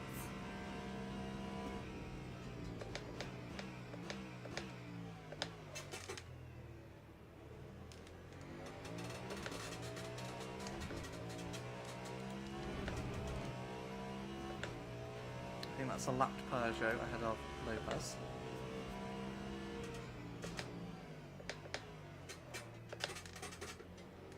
Deep into that, into turn 4.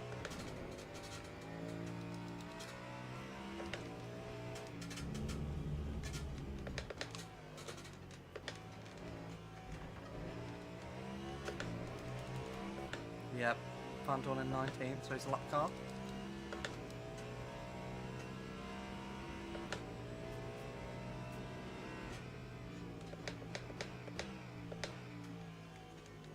So I think even though we had that little accident and spin into the wall, I think we're still very much in this race. That time was a 1:07.41. Up into 9th.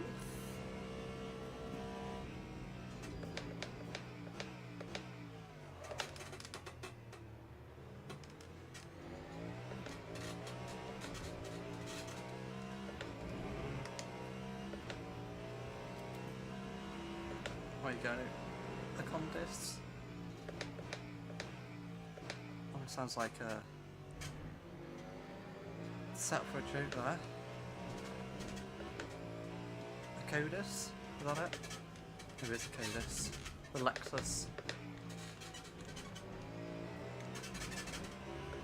We have Matt Campbell up ahead as well in P7, just ahead of the Toyota, and then I think the next car up in the distance is the Alpine.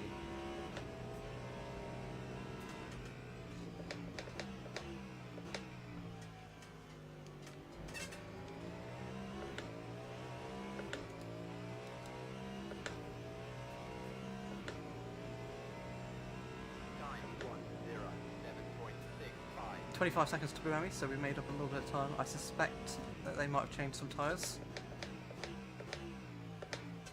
Of course, obviously we didn't. We'll change them at the next stop.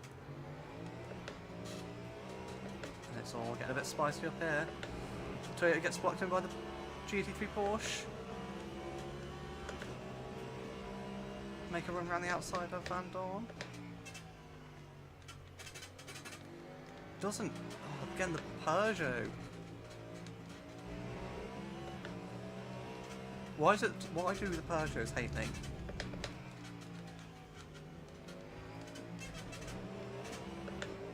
Fighting so hard, like, you're a lap down. Let's Toyota come back past. Oh, here comes Rocket. Hello, Rocketino. Making a little entrance.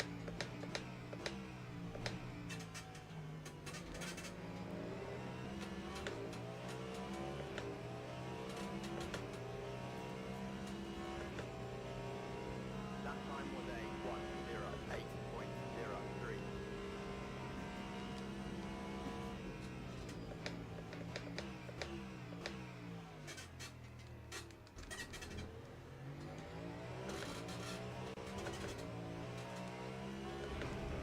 AI really good off traction.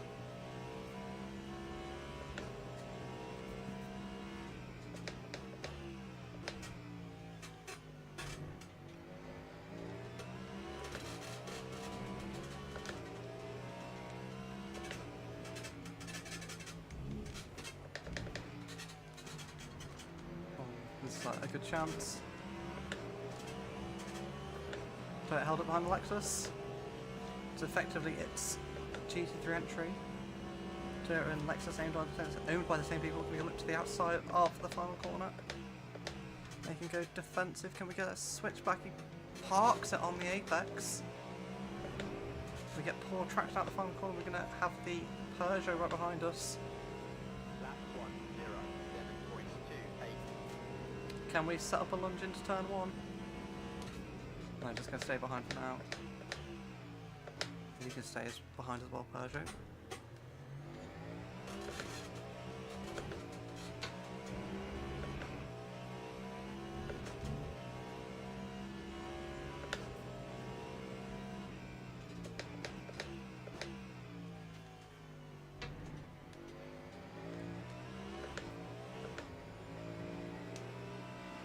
Please let me through Lamborghini. Thank you.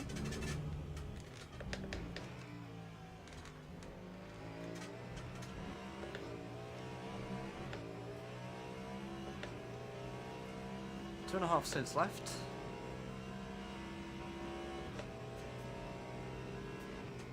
So I think what we might have done with our shorter stop to fix the damage is effectively done our splash of the race.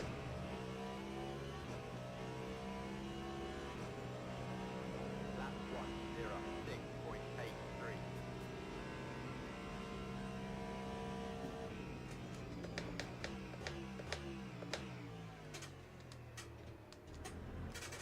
So it held up behind Porsche, behind Malikin.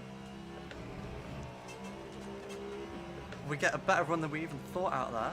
Almost crashed into the back of the Toyota, and we're up into 7th position again. We have lots of traffic to negotiate.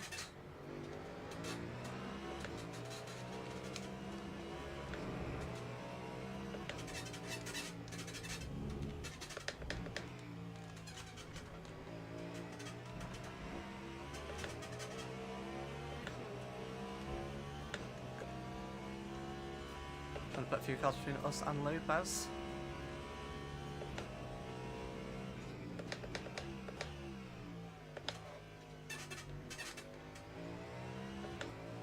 Car directly ahead of us now is Shatan. Lap time was Down to a about 13% difference between us and the top 1:08.89. runners. So I reckon by the end of the race we'll be right on level terms with them.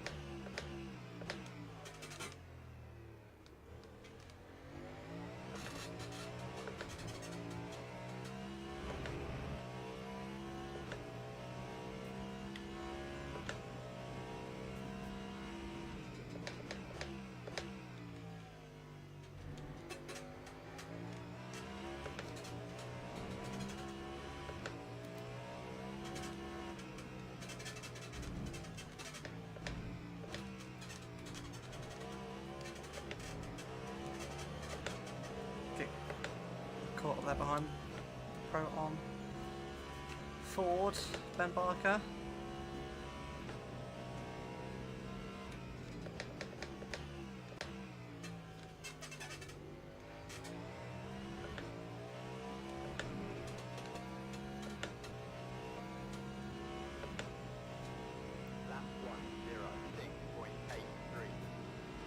See a little bit of rivalry between me and Lopez. See, it was me versus the Toyotas for the Drivers' Championship last season.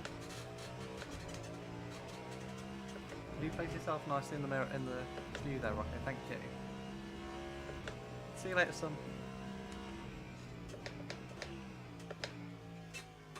Making his stream appearance as he does.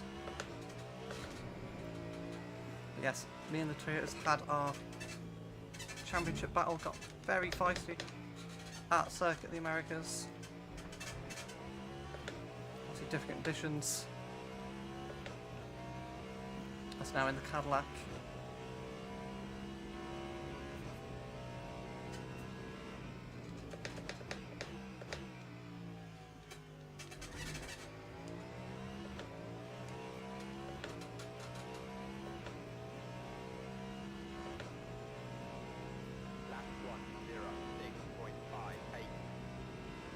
Toyota's fast at this point in time. We're going to defend a little bit.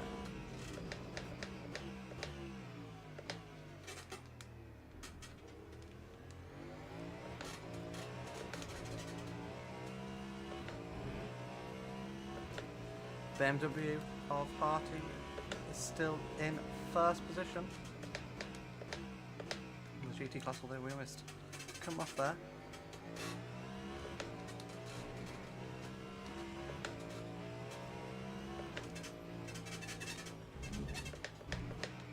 Let's try and go around our outside.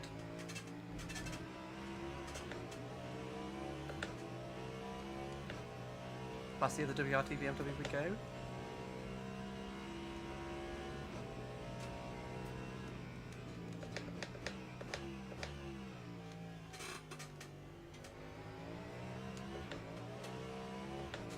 Toy gets a great run there.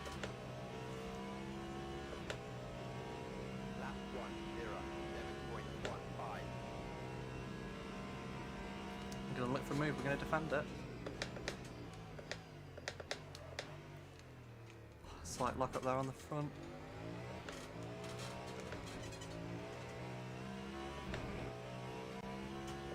Don't really want to give this position up too.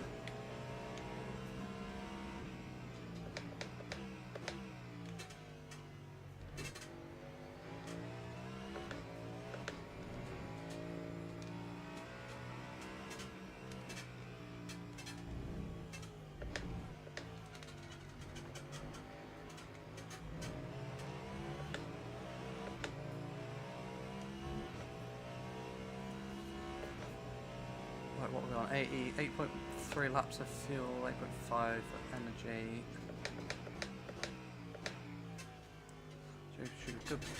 Should be good for another 8 laps of fuel.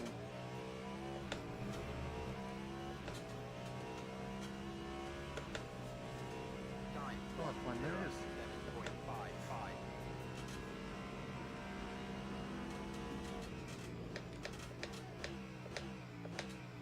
And from the Toyota, he's putting on a right challenge here. Oh, we seem to have very good battles with the Toyotas. Obviously, a lot of last season, and in the bit that we did of season 1, I remember at the race at Fuji, we had a ding-dong battle with either Buemi or Conway at the time.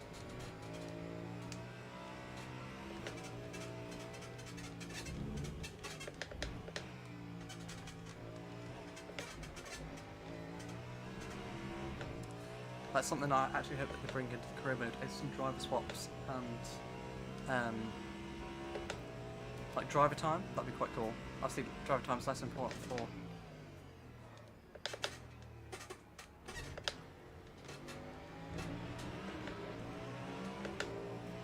sorry, completely lost my train of thought there as I absolutely missed the braking zone for final corner. Lopez back past.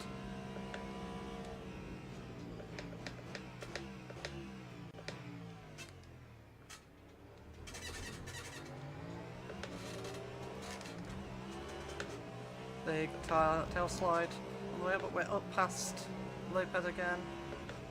Yeah, it'd be cool if they had driver times, especially for the lower categories. Obviously, yeah, like bronze and silver rated drivers, they can only do a certain length We'll have to do a minimum length, but can't do more than a maximum length. That'd be cool. Well, one thing I really want them to bring as well is safety cars. We tick down to an hour left. We're well past the halfway mark now.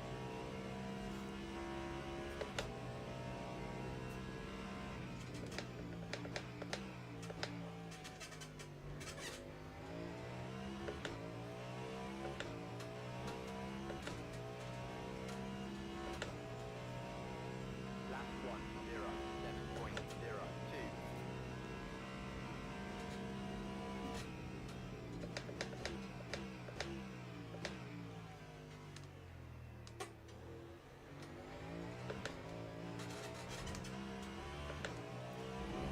78 laps done, so we are flying through the laps there.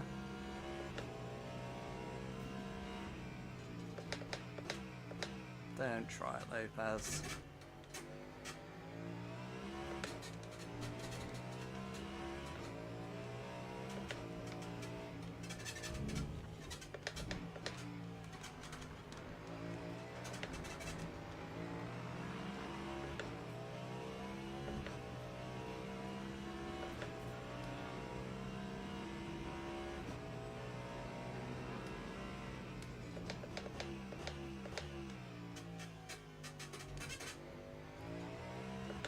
We seem to be all kind of lapping the same pace as the drivers ahead of us.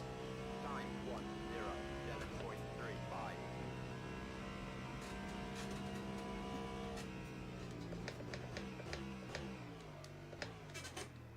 Little rear lock in that.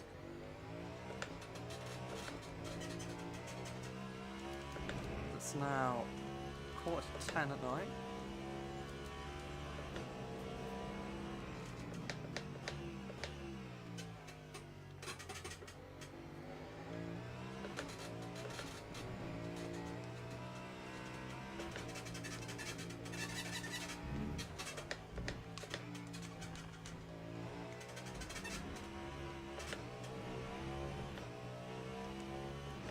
Down to about 10% difference between us and Guemi.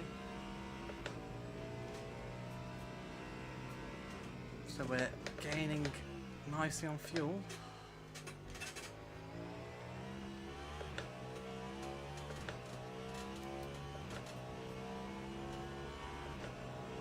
Lap 1:06.21.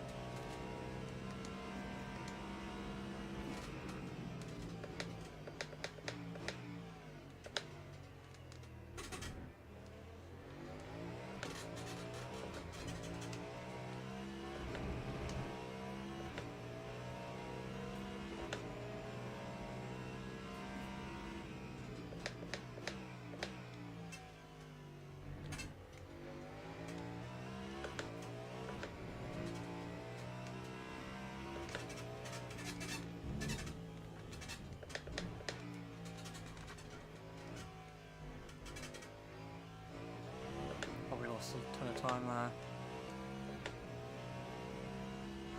I think Lopez got caught up a little bit there in some traffic. Bortoletti in 4th is now under 10 seconds away.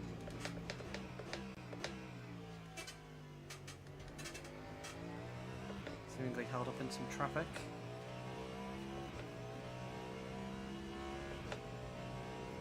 Time 1:07.37. 3 laps of fuel left. Cool, good.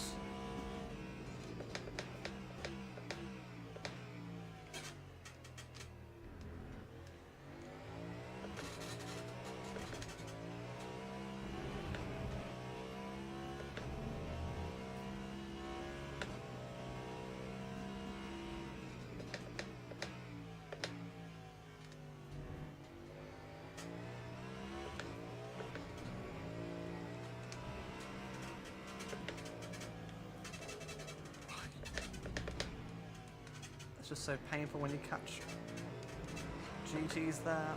You've just got to wait for them.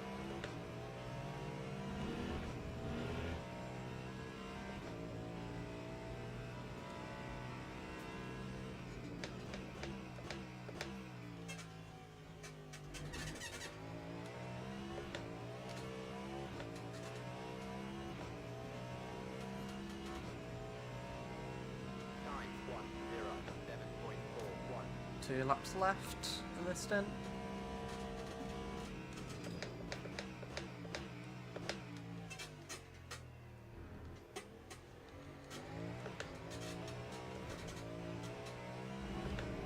Lopez right on our tail.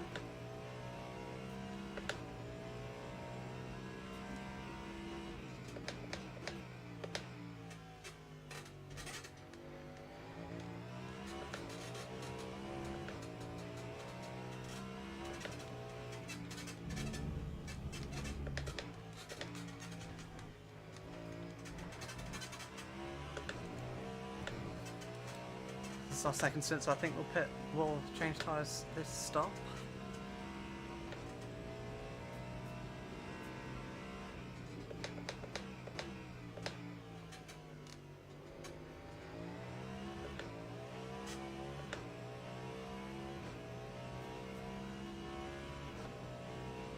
Time 1:06.41.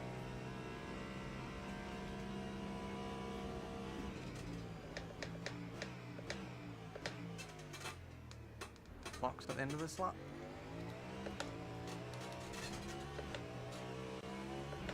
A bit more electrical energy or battery. Kind of a little bit low on fuel in this stint.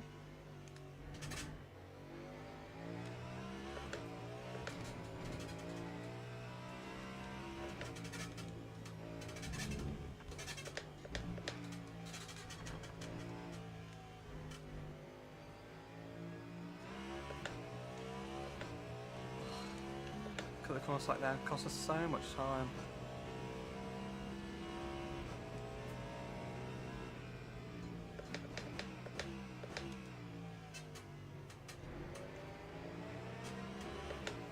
Into the pits we go.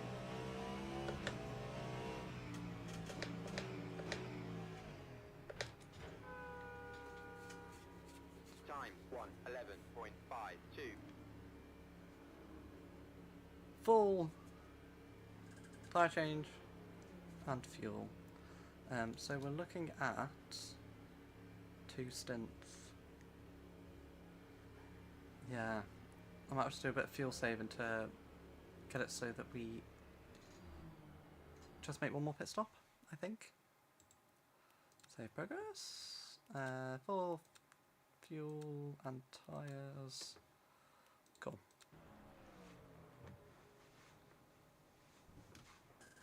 Oh.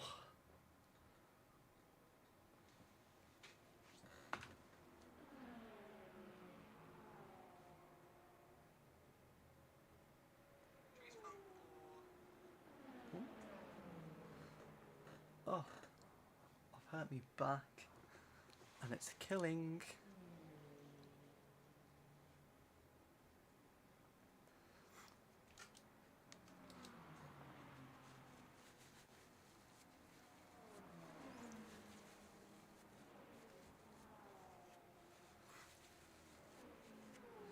Nice little treat this weekend for racing fans with Le Mans and Canada for F1.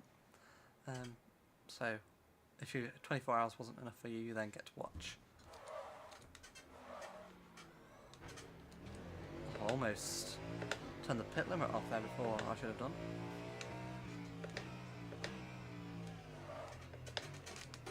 Oh, just so slow on cold tyres.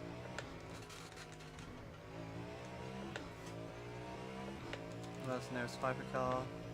Campbell. So we've actually jumped Campbell somewhat.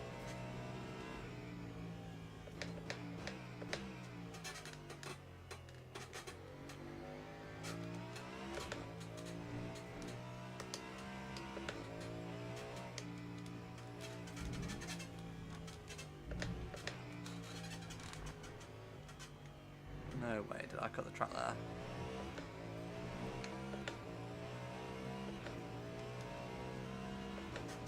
Defend from Campbell, defend from Campbell. He's got a brilliant run. How's he that fast? I suppose we did get poor exit off of the... Oh, we're on the marbles and we just run wide. Oh no, we got the Corsa. Oh, thank you. Lap 2, They pitted. 29.98.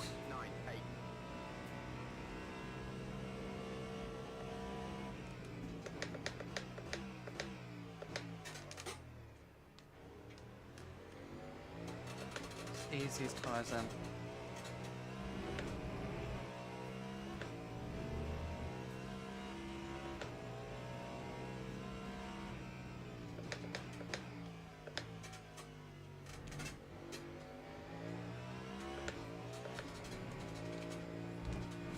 Ooh, dangerous territory there.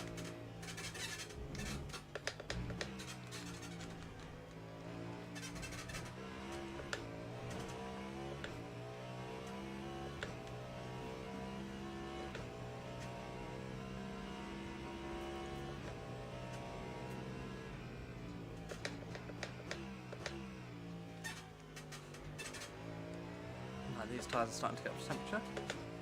Campbell obviously will be on a lot less fuel. Where do we come out in relation to Chatham? And all this guy cars are ahead of... Let me get through turn 1 and I'll have a look. Ahead of Bortoletti. With perhaps a little bit longer of a pit stop for Bortoletti. Still ahead of Pierre Guidi and Kubica. Currently 10th position. Oh, wide we go.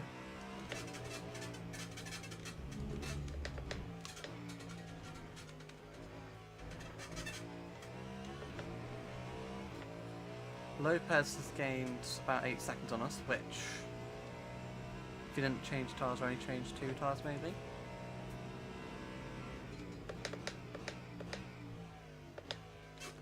That should come back to us in the last stint.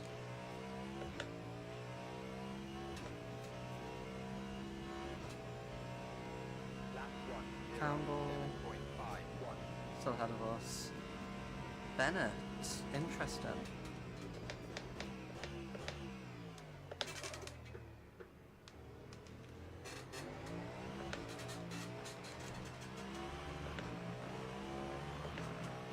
But this must just be the way the tyre strategies are playing out. So we've got Buemi leading, about 32 seconds ahead.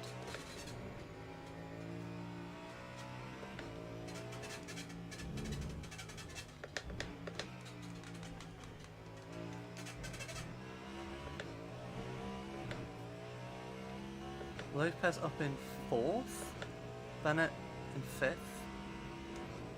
Bennett was in 3rd, so he's lost a bit of time there. Perhaps change tyres. More tyres than the cars ahead. Muller in the pits. Campbell will be in the pits soon. Lap 1:07.19.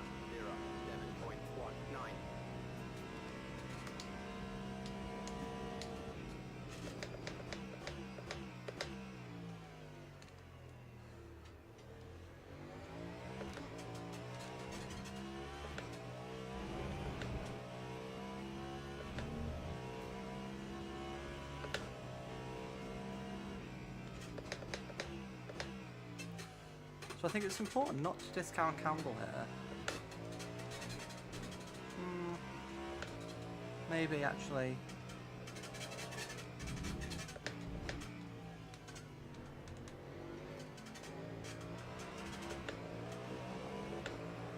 Because we'll have to pit on lap 106, giving us 22 laps left.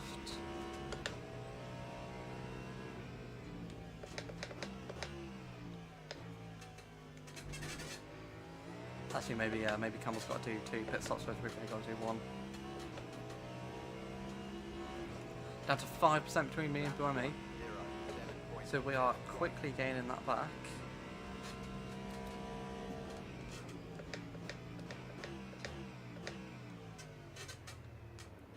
Lots of GT3s there.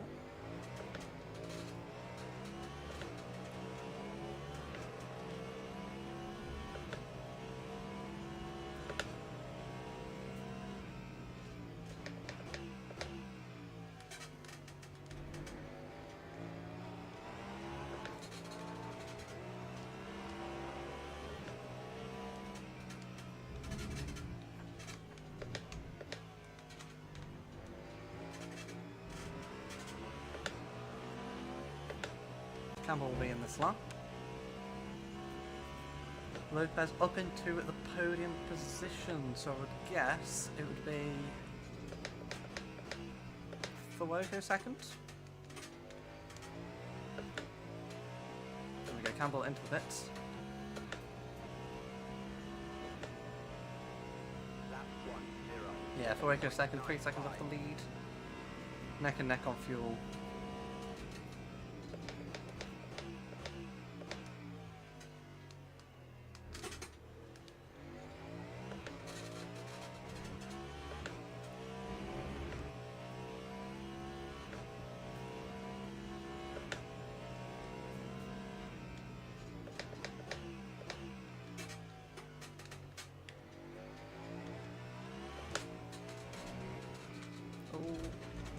Oh, almost had another spin there, just as I'm working something out in my head.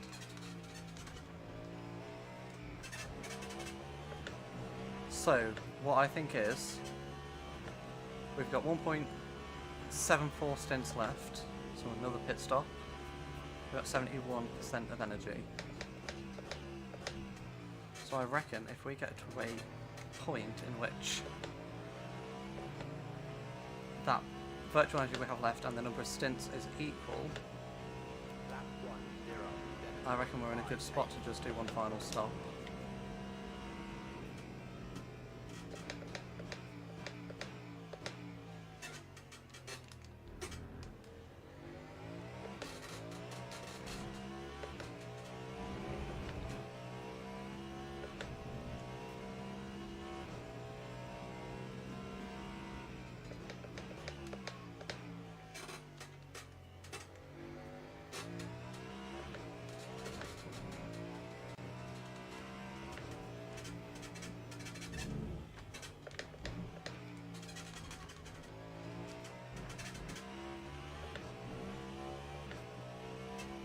I reckon we'll already beat that. 6, 7, 6, 9, yeah. I reckon we're about there. We're going to easily get down to just one stop left in this stint. Try not to lock up the tyres too much because we're going to be taking them into the last stint.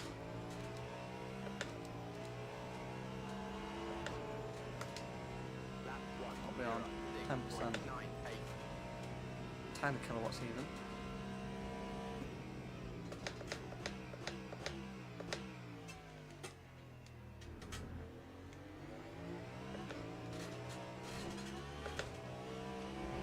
I think we can up it a little bit.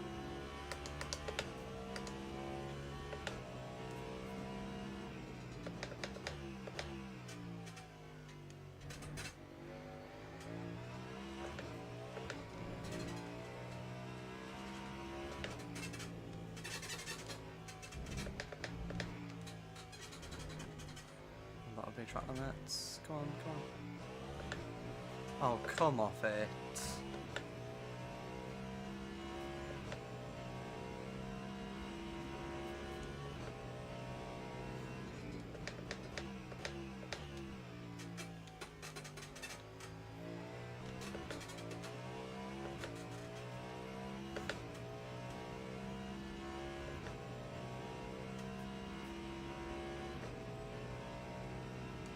Oh, hot, hot, hot, hot, hot.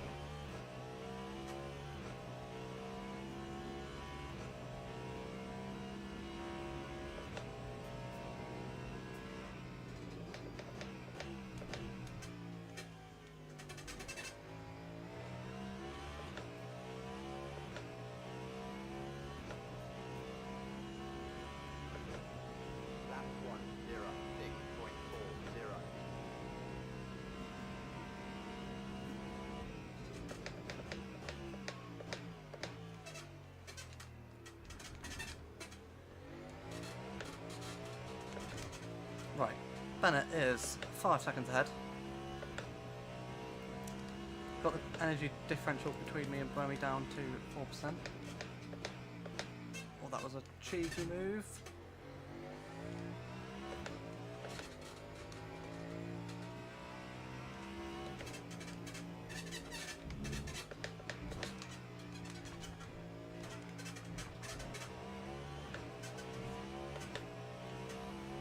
.34 seconds still to Bernie. So I think the race win still is out of contention. And I think even potentially without the incident, it still would have been out of contention. Time 1:07.05. I need to do some fuel saving.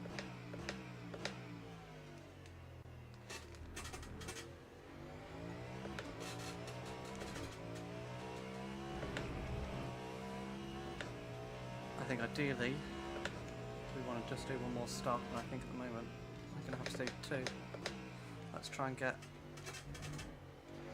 that 100% virtual energy requirement down to like 99% so that we actually know that we're close to getting to the end.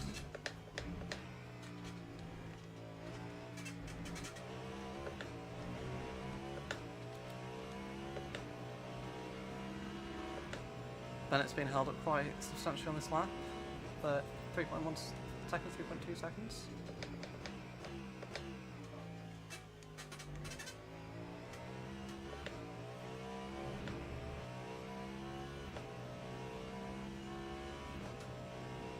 Lap 1:06.94.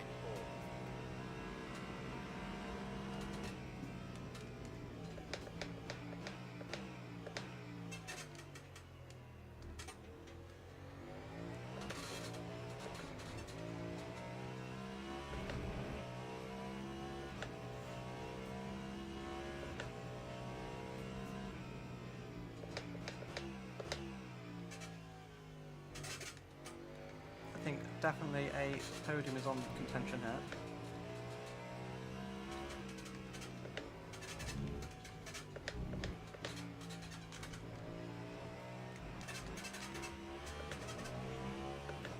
Oh my nose.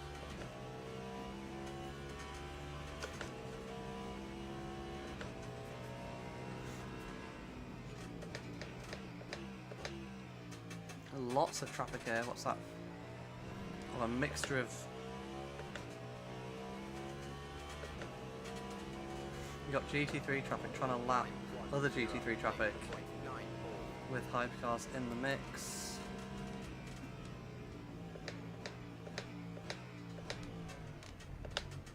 Don't mind me just running off the track there.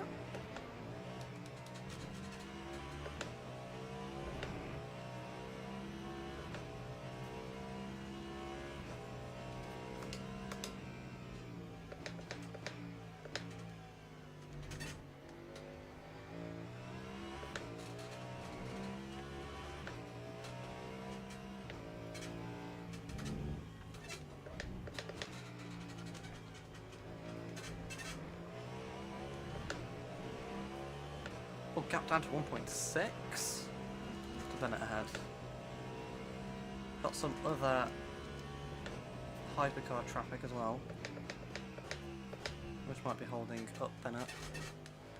Oh, our friend the Peugeots. I don't know why the Peugeots seem to hate us. They hated us in Season 1. We had, you know, with the wingless version against our Ferrari, we were actually battling quite a bit, but they always seem to cause contact. And then last season, shoving us off the road. You know, remember Portimao where they just knocked us off even before turn 1. We'd literally just started.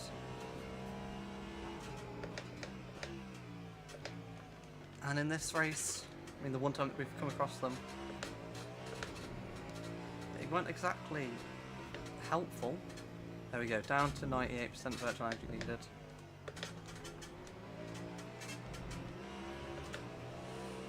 So one more stop for us. And Imagine one more stop for all of the top runners. What are you doing? What are you defending? Are you just going to slow me up through this corner, are you? Oh. What are you doing, Muller?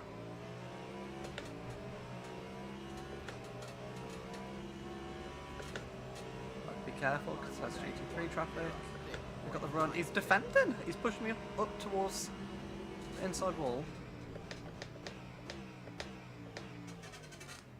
Have that, Muller. Got Muller into that corner, didn't I? Terrible joke.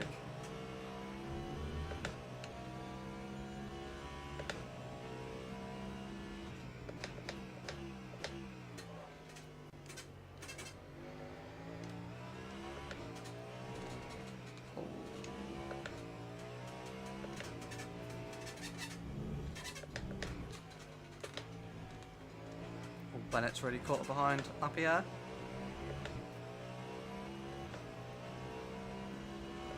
Ben Barker's in second. I guess the BMW is still in first in GT and on GT3. Wow, what seems this is Zotta Fraschini overtaken a Alpine. That time was a 1:07.09. Okay, so importantly, we have to keep fuel saving to ensure one final stop.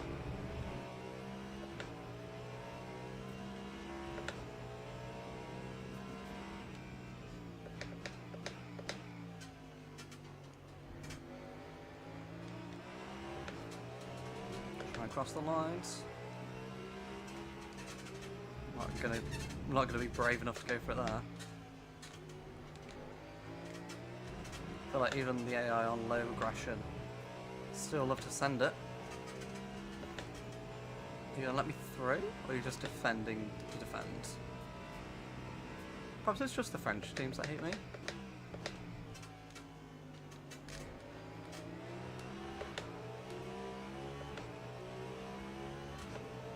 Right, come on. Slipstream. We've got any GTs ahead. A few GTs.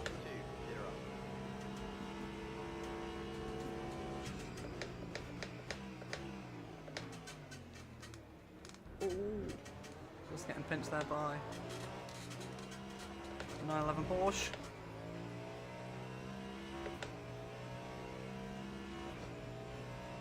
Need to save some fuel. Saying that as just a verbal reminder to myself.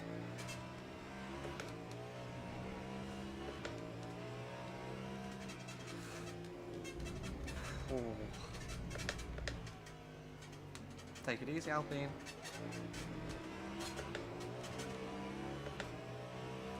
All contact there between the TF Sport Corvette and Bennett. We get a brilliant run though, down towards turn 1. We've got the Alpine steaming up behind us as well.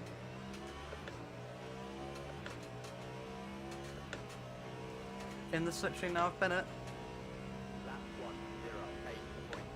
I really don't want to be having to battle here. Perhaps I'll just sit behind.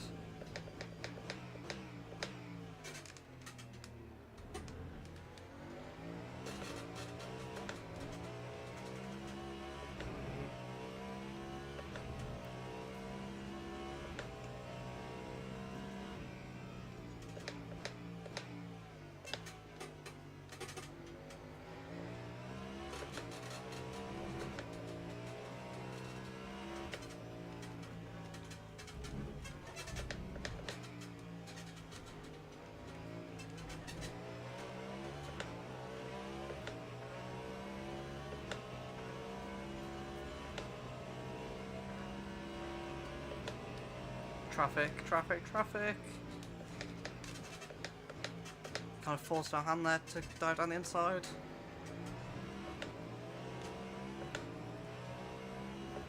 But now we've got Bennett coming back at us.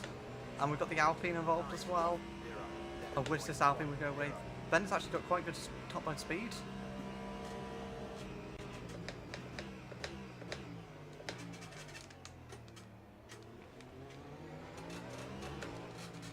Side by side. But I had to back out of it because he was a bit wide. Lapierre's coming back through.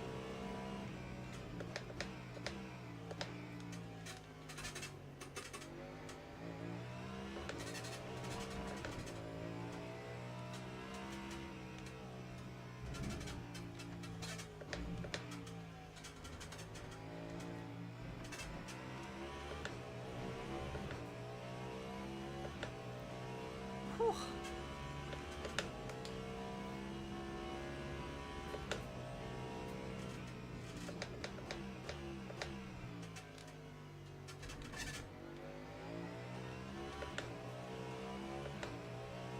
Whew. Right. We're now back in the mix energy-wise. Fuoco's actually... Fuoco and Bennett are looking in a pretty good position.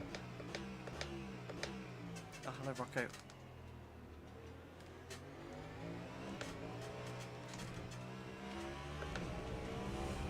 So Fuoco is actually looking in a really good position. He saved some fuel this stint, it looks like.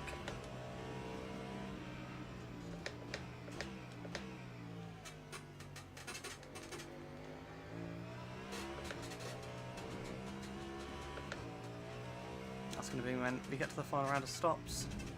Less fuel for the Ferrari. Oh, so slow through there behind the McLaren.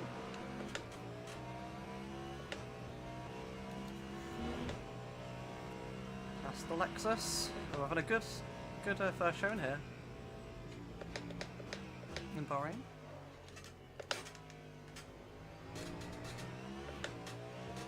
Terrible run through that.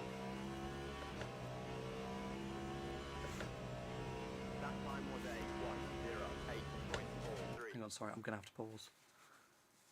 I wish this nose would stop running.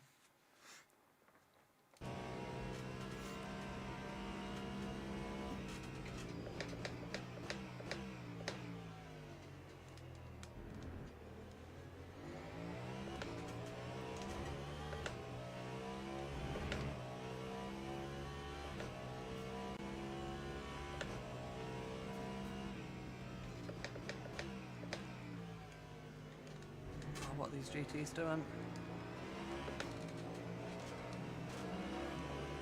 the outside, turn to the inside. Get at least two of them. Oh. Wasn't quite brave enough to dive down the inside of the Corvette there.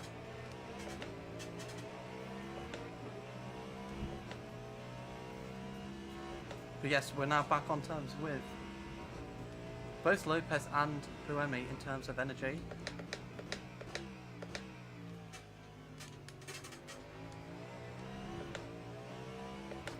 Now I do have perhaps a sneaking suspicion that they might not be able to get to the end. Time 1:07. No, maybe they should do. We've got to box this lap.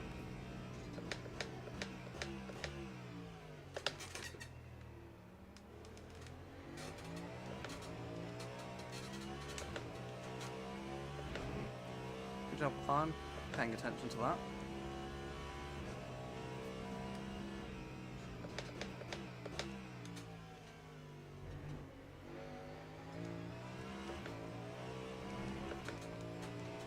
It's going to be very tight to get to the end. Take left through that. Yeah, we don't quite have the fuel to do one more lap.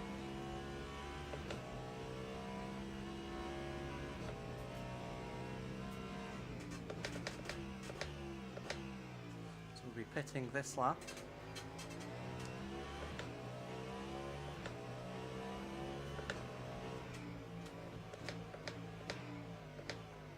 Nice and cautious into the pit lane for our final stop. 10.0. Full fuel, no tyres. Let's see where we come out in relation to Bennett and Lopez and Pierre Guidi. Even Pierre Guidi is quite far up. I suspect we might be in a little three-way battle for the podium position. Four-way battle even for the podium position. That would be nice.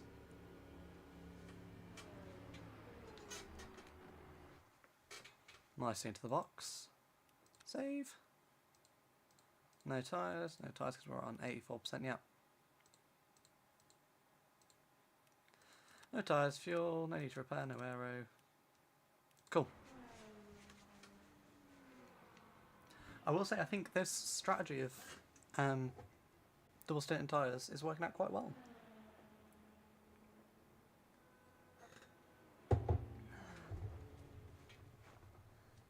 I think we would have been in a very good shot, potentially to win the race if we hadn't had the incident.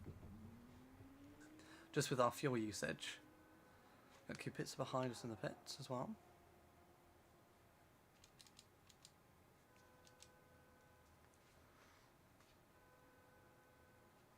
We'll be away shortly. Drop down off the jacks. And away we go.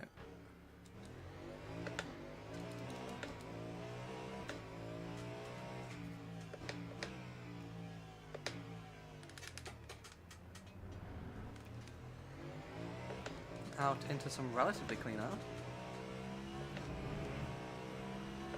We've got Van Thor ahead of us. But he will be pitting this lap.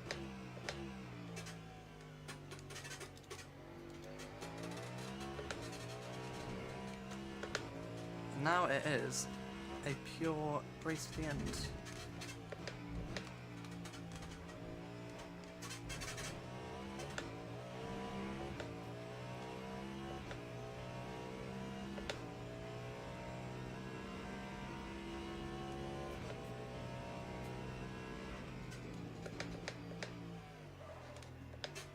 Oh, we've horribly messed that braking zone up. That was horrendous. How much time has that cost us? Head of Bennett.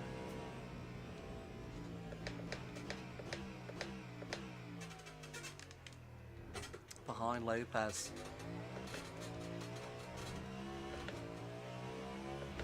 So potentially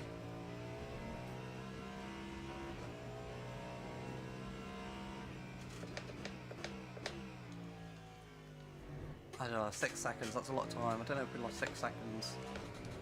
But we'd have been a lot closer to Lopez.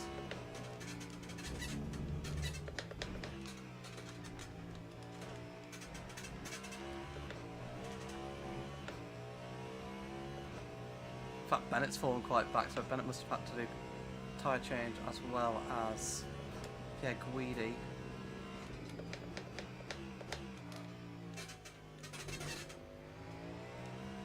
I think Lopez probably did tyre change as well because he seems quite slow at the moment.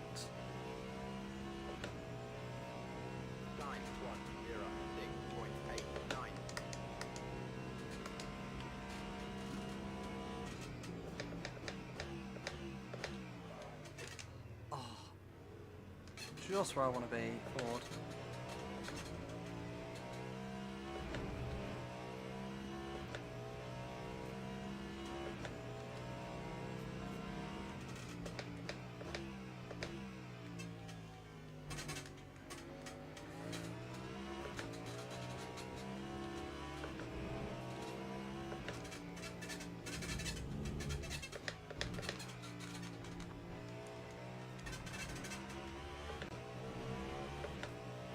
Five seconds, Lopez. 5 seconds for a podium.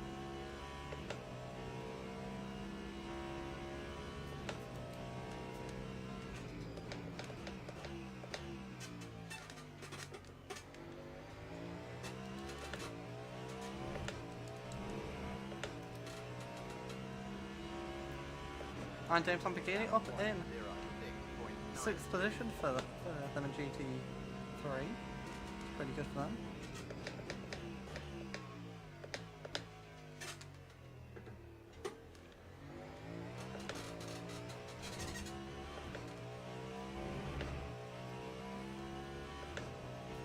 Oh, we're going to have to do some fuel not required, no pit stop scheduled. Are you sure about that?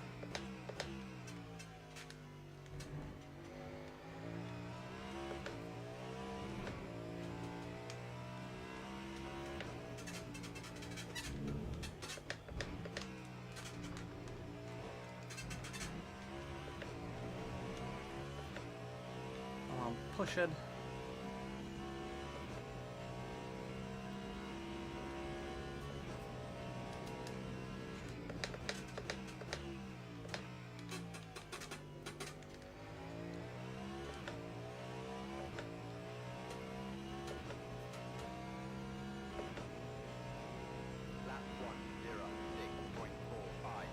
18.9.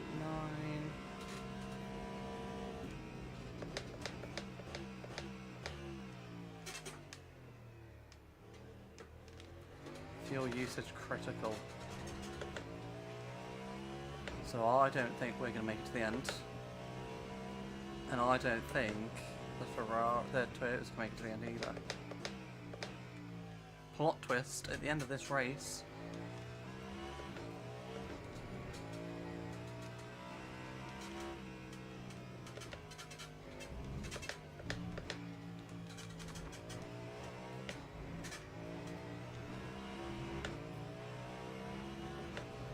I think if we're critical on fuel, the Toyotas are going to be critical as well. So I think this is where we make the money for Cadillac. And we can get this Cadillac V Series home 910 on this tank of fuel. 3.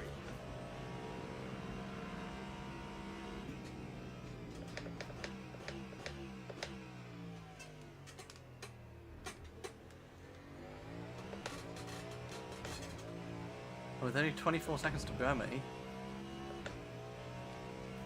No, off. So Fuoka's probably got a lot more. I want to say Fuoka might be fine, depends on how his fuel use goes throughout the rest of the stint.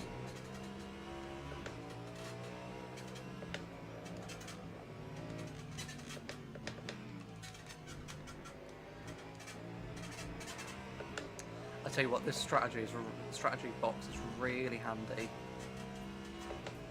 This is a fantastic update that the team at Studio 397 have brought in. It's actually one of the first times I'm racing with it.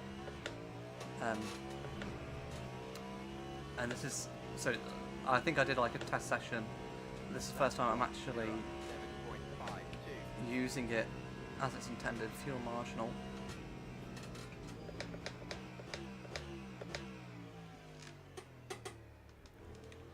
I wonder if the AI will take that on board.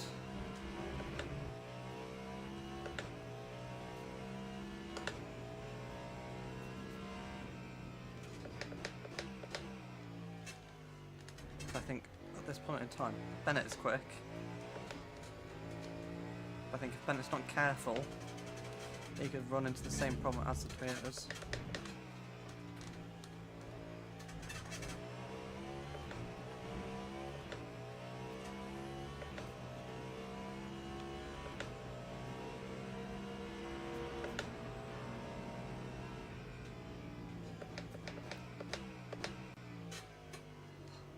Lopez might be pulling away from us at the moment, but oh, I don't know. It's so close. 910 6.88.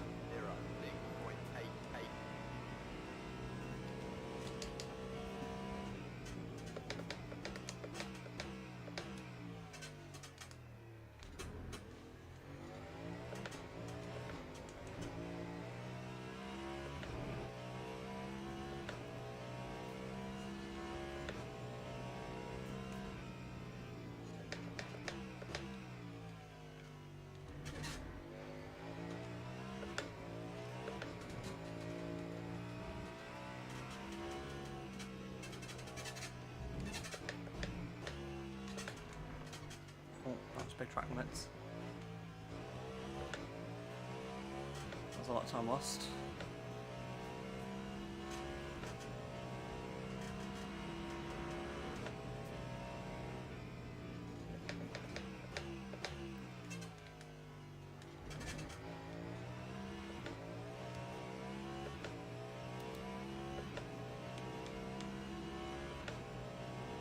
Lap 108.10.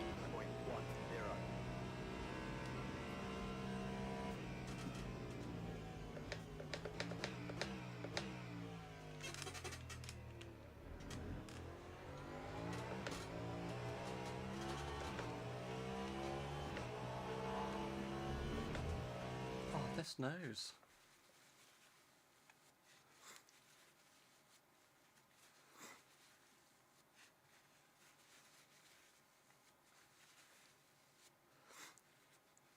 Right, final 15 minutes.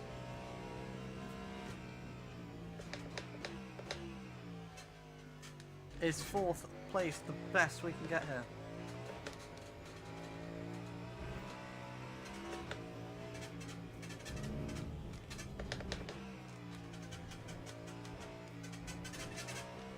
Now what I am noticing... No, we're now on level terms actually with them. Yeah. About 1% between us and the Toyotas.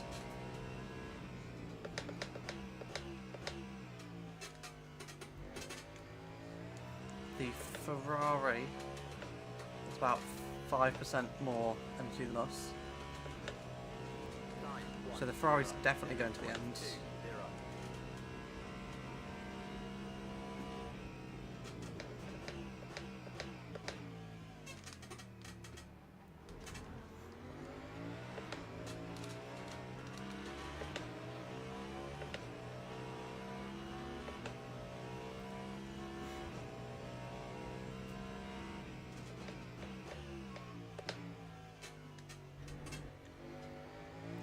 Gonna be super tight.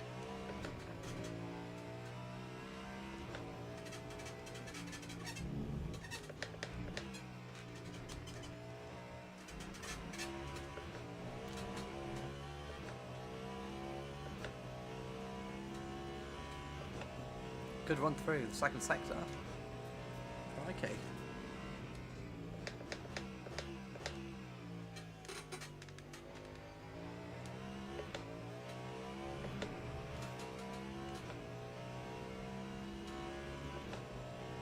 That time was a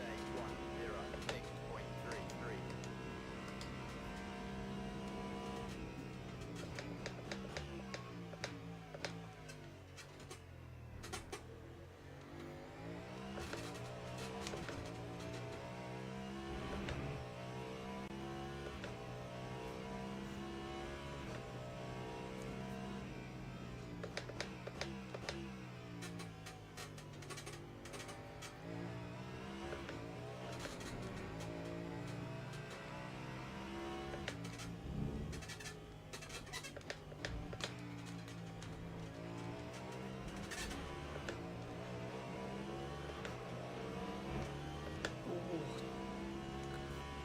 Never took through that.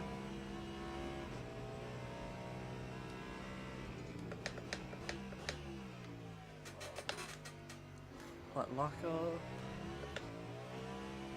And Dame still in 6th place.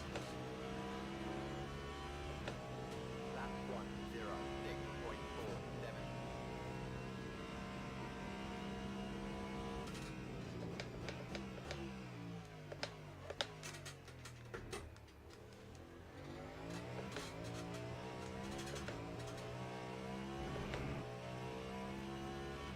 See, in my head, if I've got 50% energy left, I've got more than 50% of a stint left. That's bad.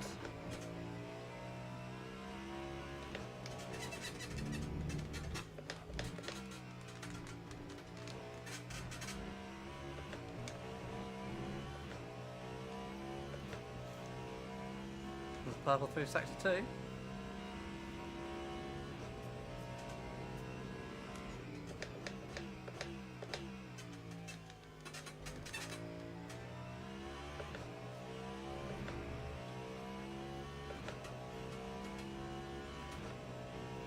Time 105.79.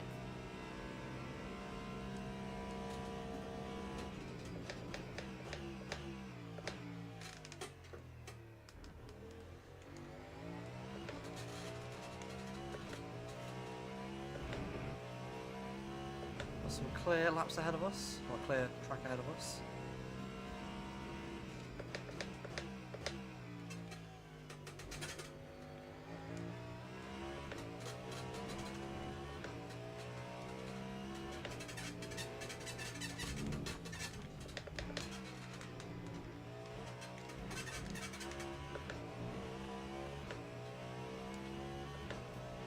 The purple sector 2. We're flying through sector 2. Really taking a lot of risks.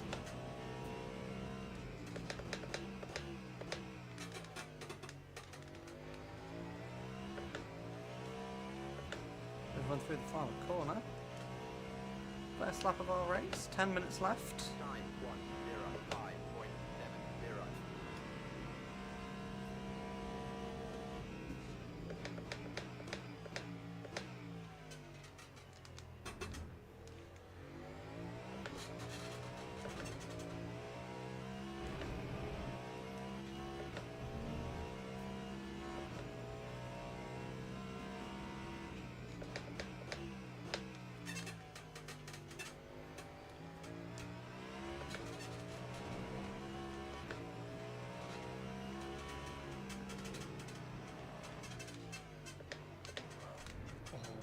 That was a bad decision from us. Luckily, just escaping and surviving.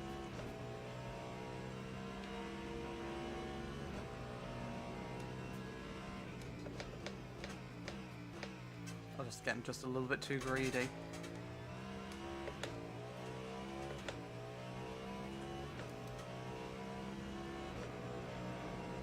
Lap 1:07.43.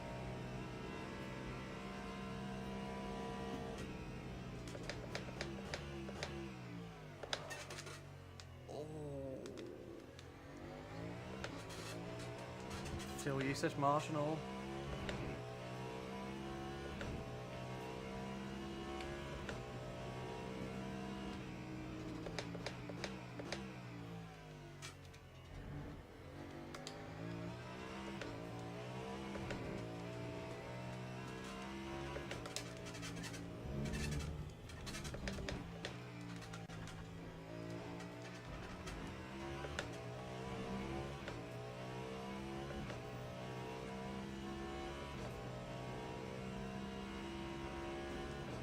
It says fuel not required, but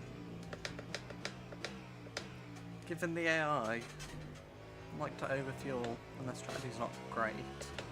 I don't 100% trust it. That time was a We've got 8 laps of fuel left, 1:08.6. which should see us through to the end.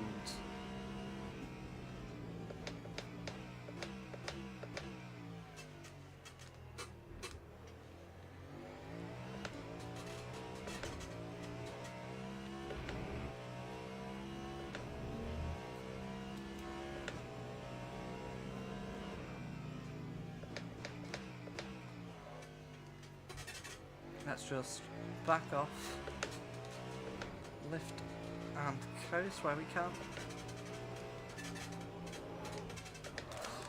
Contact! No, no, no, no, no, no.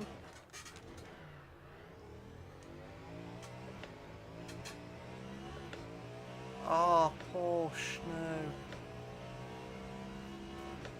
I don't know who's at fault for that.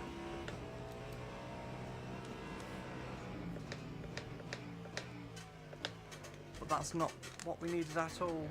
Oh. Go in a straight line, please. What's going on? Oh, it's falling apart at the end of this race. We've got massive vibration on the tyres. I have to look at that one in the replay.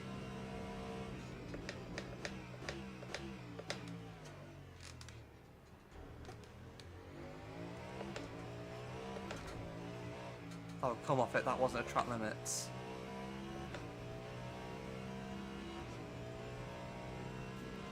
Oh, the tyres feel horrible now. Just as I said, let's back off and not push. Thought we were through, but perhaps we just showed a Porsche the edge of the track. Oh, and another track limits. Oh. It's all falling apart. Bennett's only 6 seconds behind us now.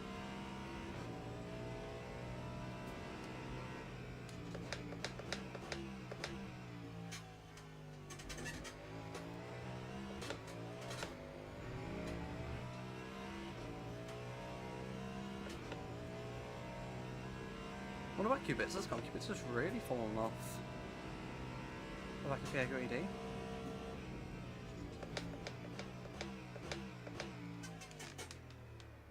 I feel like something weird is happening down that straight as well with the engine.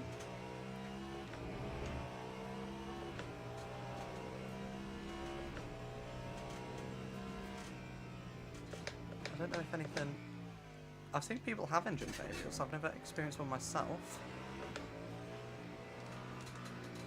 Oh, careful on that AstroTurf.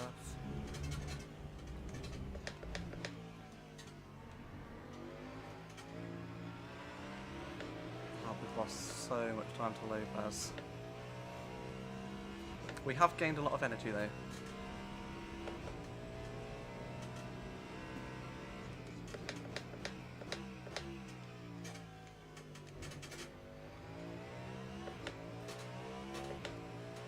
Still feel slightly marginal fuel. Lap 108.12.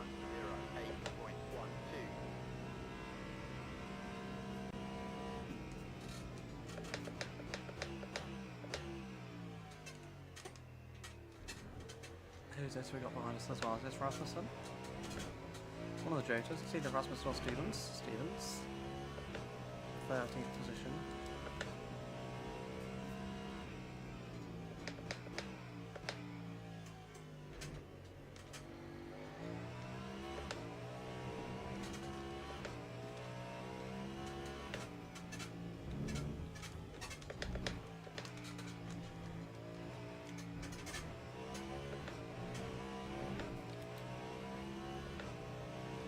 Squeeze.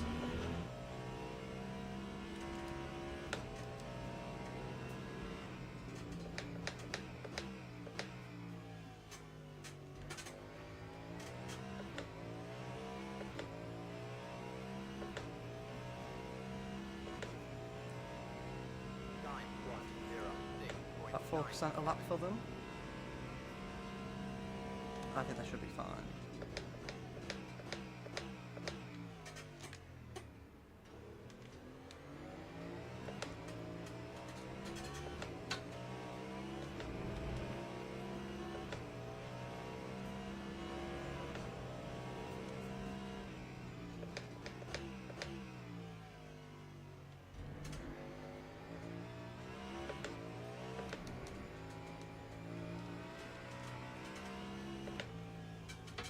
Oh, Lambo.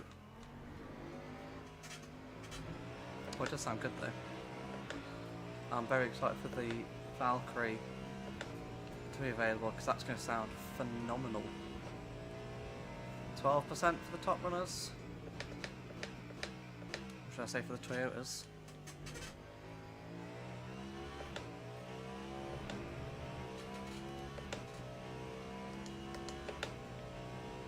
Lap 108.00.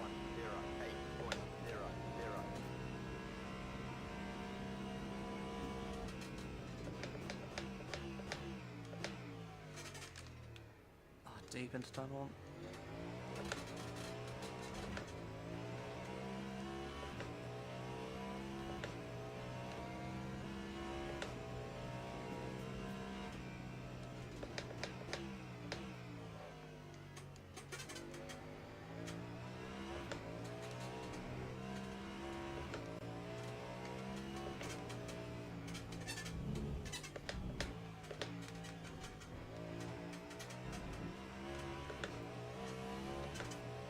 So where will Buemi be about now? He'll be like sector 1?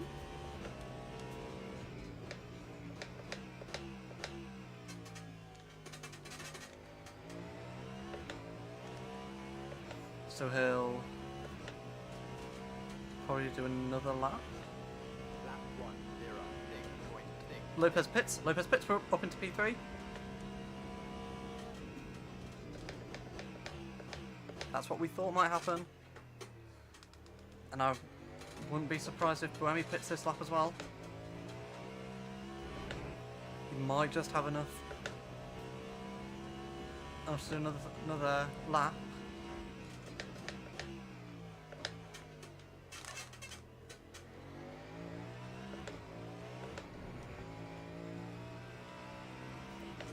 So we have been gifted a podium here. Buemi pits. What about Fuoco? I'd imagine Fuoco carries on.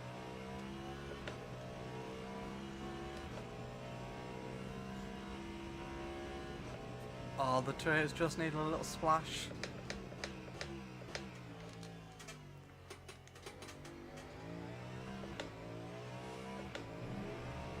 Bernie's still going to be in the pits by the time we pass him, so we've been gifted 2 positions there. Lap 106.8. 1 lap to go, we've got the fuel. And Ferrari have pulled an absolute masterclass strategy here.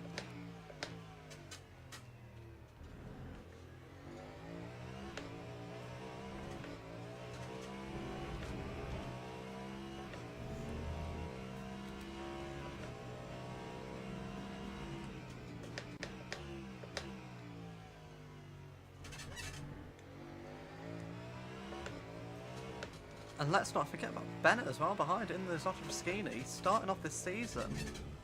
Just how the Italian independent team would have wanted to start it.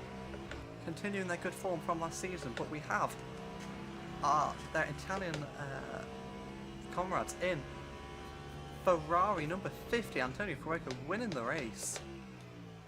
And winning the opening round of Season 3 of my drivers. I've just been too distracted there.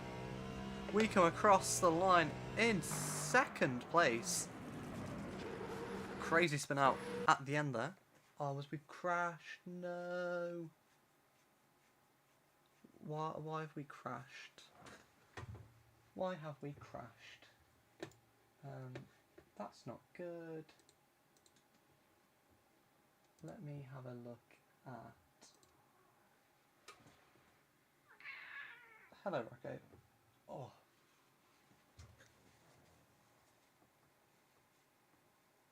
Oh, did he download something? Is that why it crashed? Anywho, that has been the first round of Season 3. What a exciting race. That means that Fuoco leads the Drivers' Championship and Ferrari lead both the constructors and teams.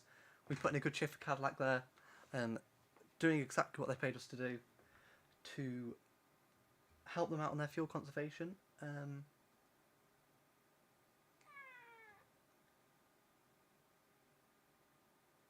I don't quite know what's happening, but the results should be up on the screen now. Normally it does do some, well, obviously if you're watching the stream it won't be, but on the video it will be.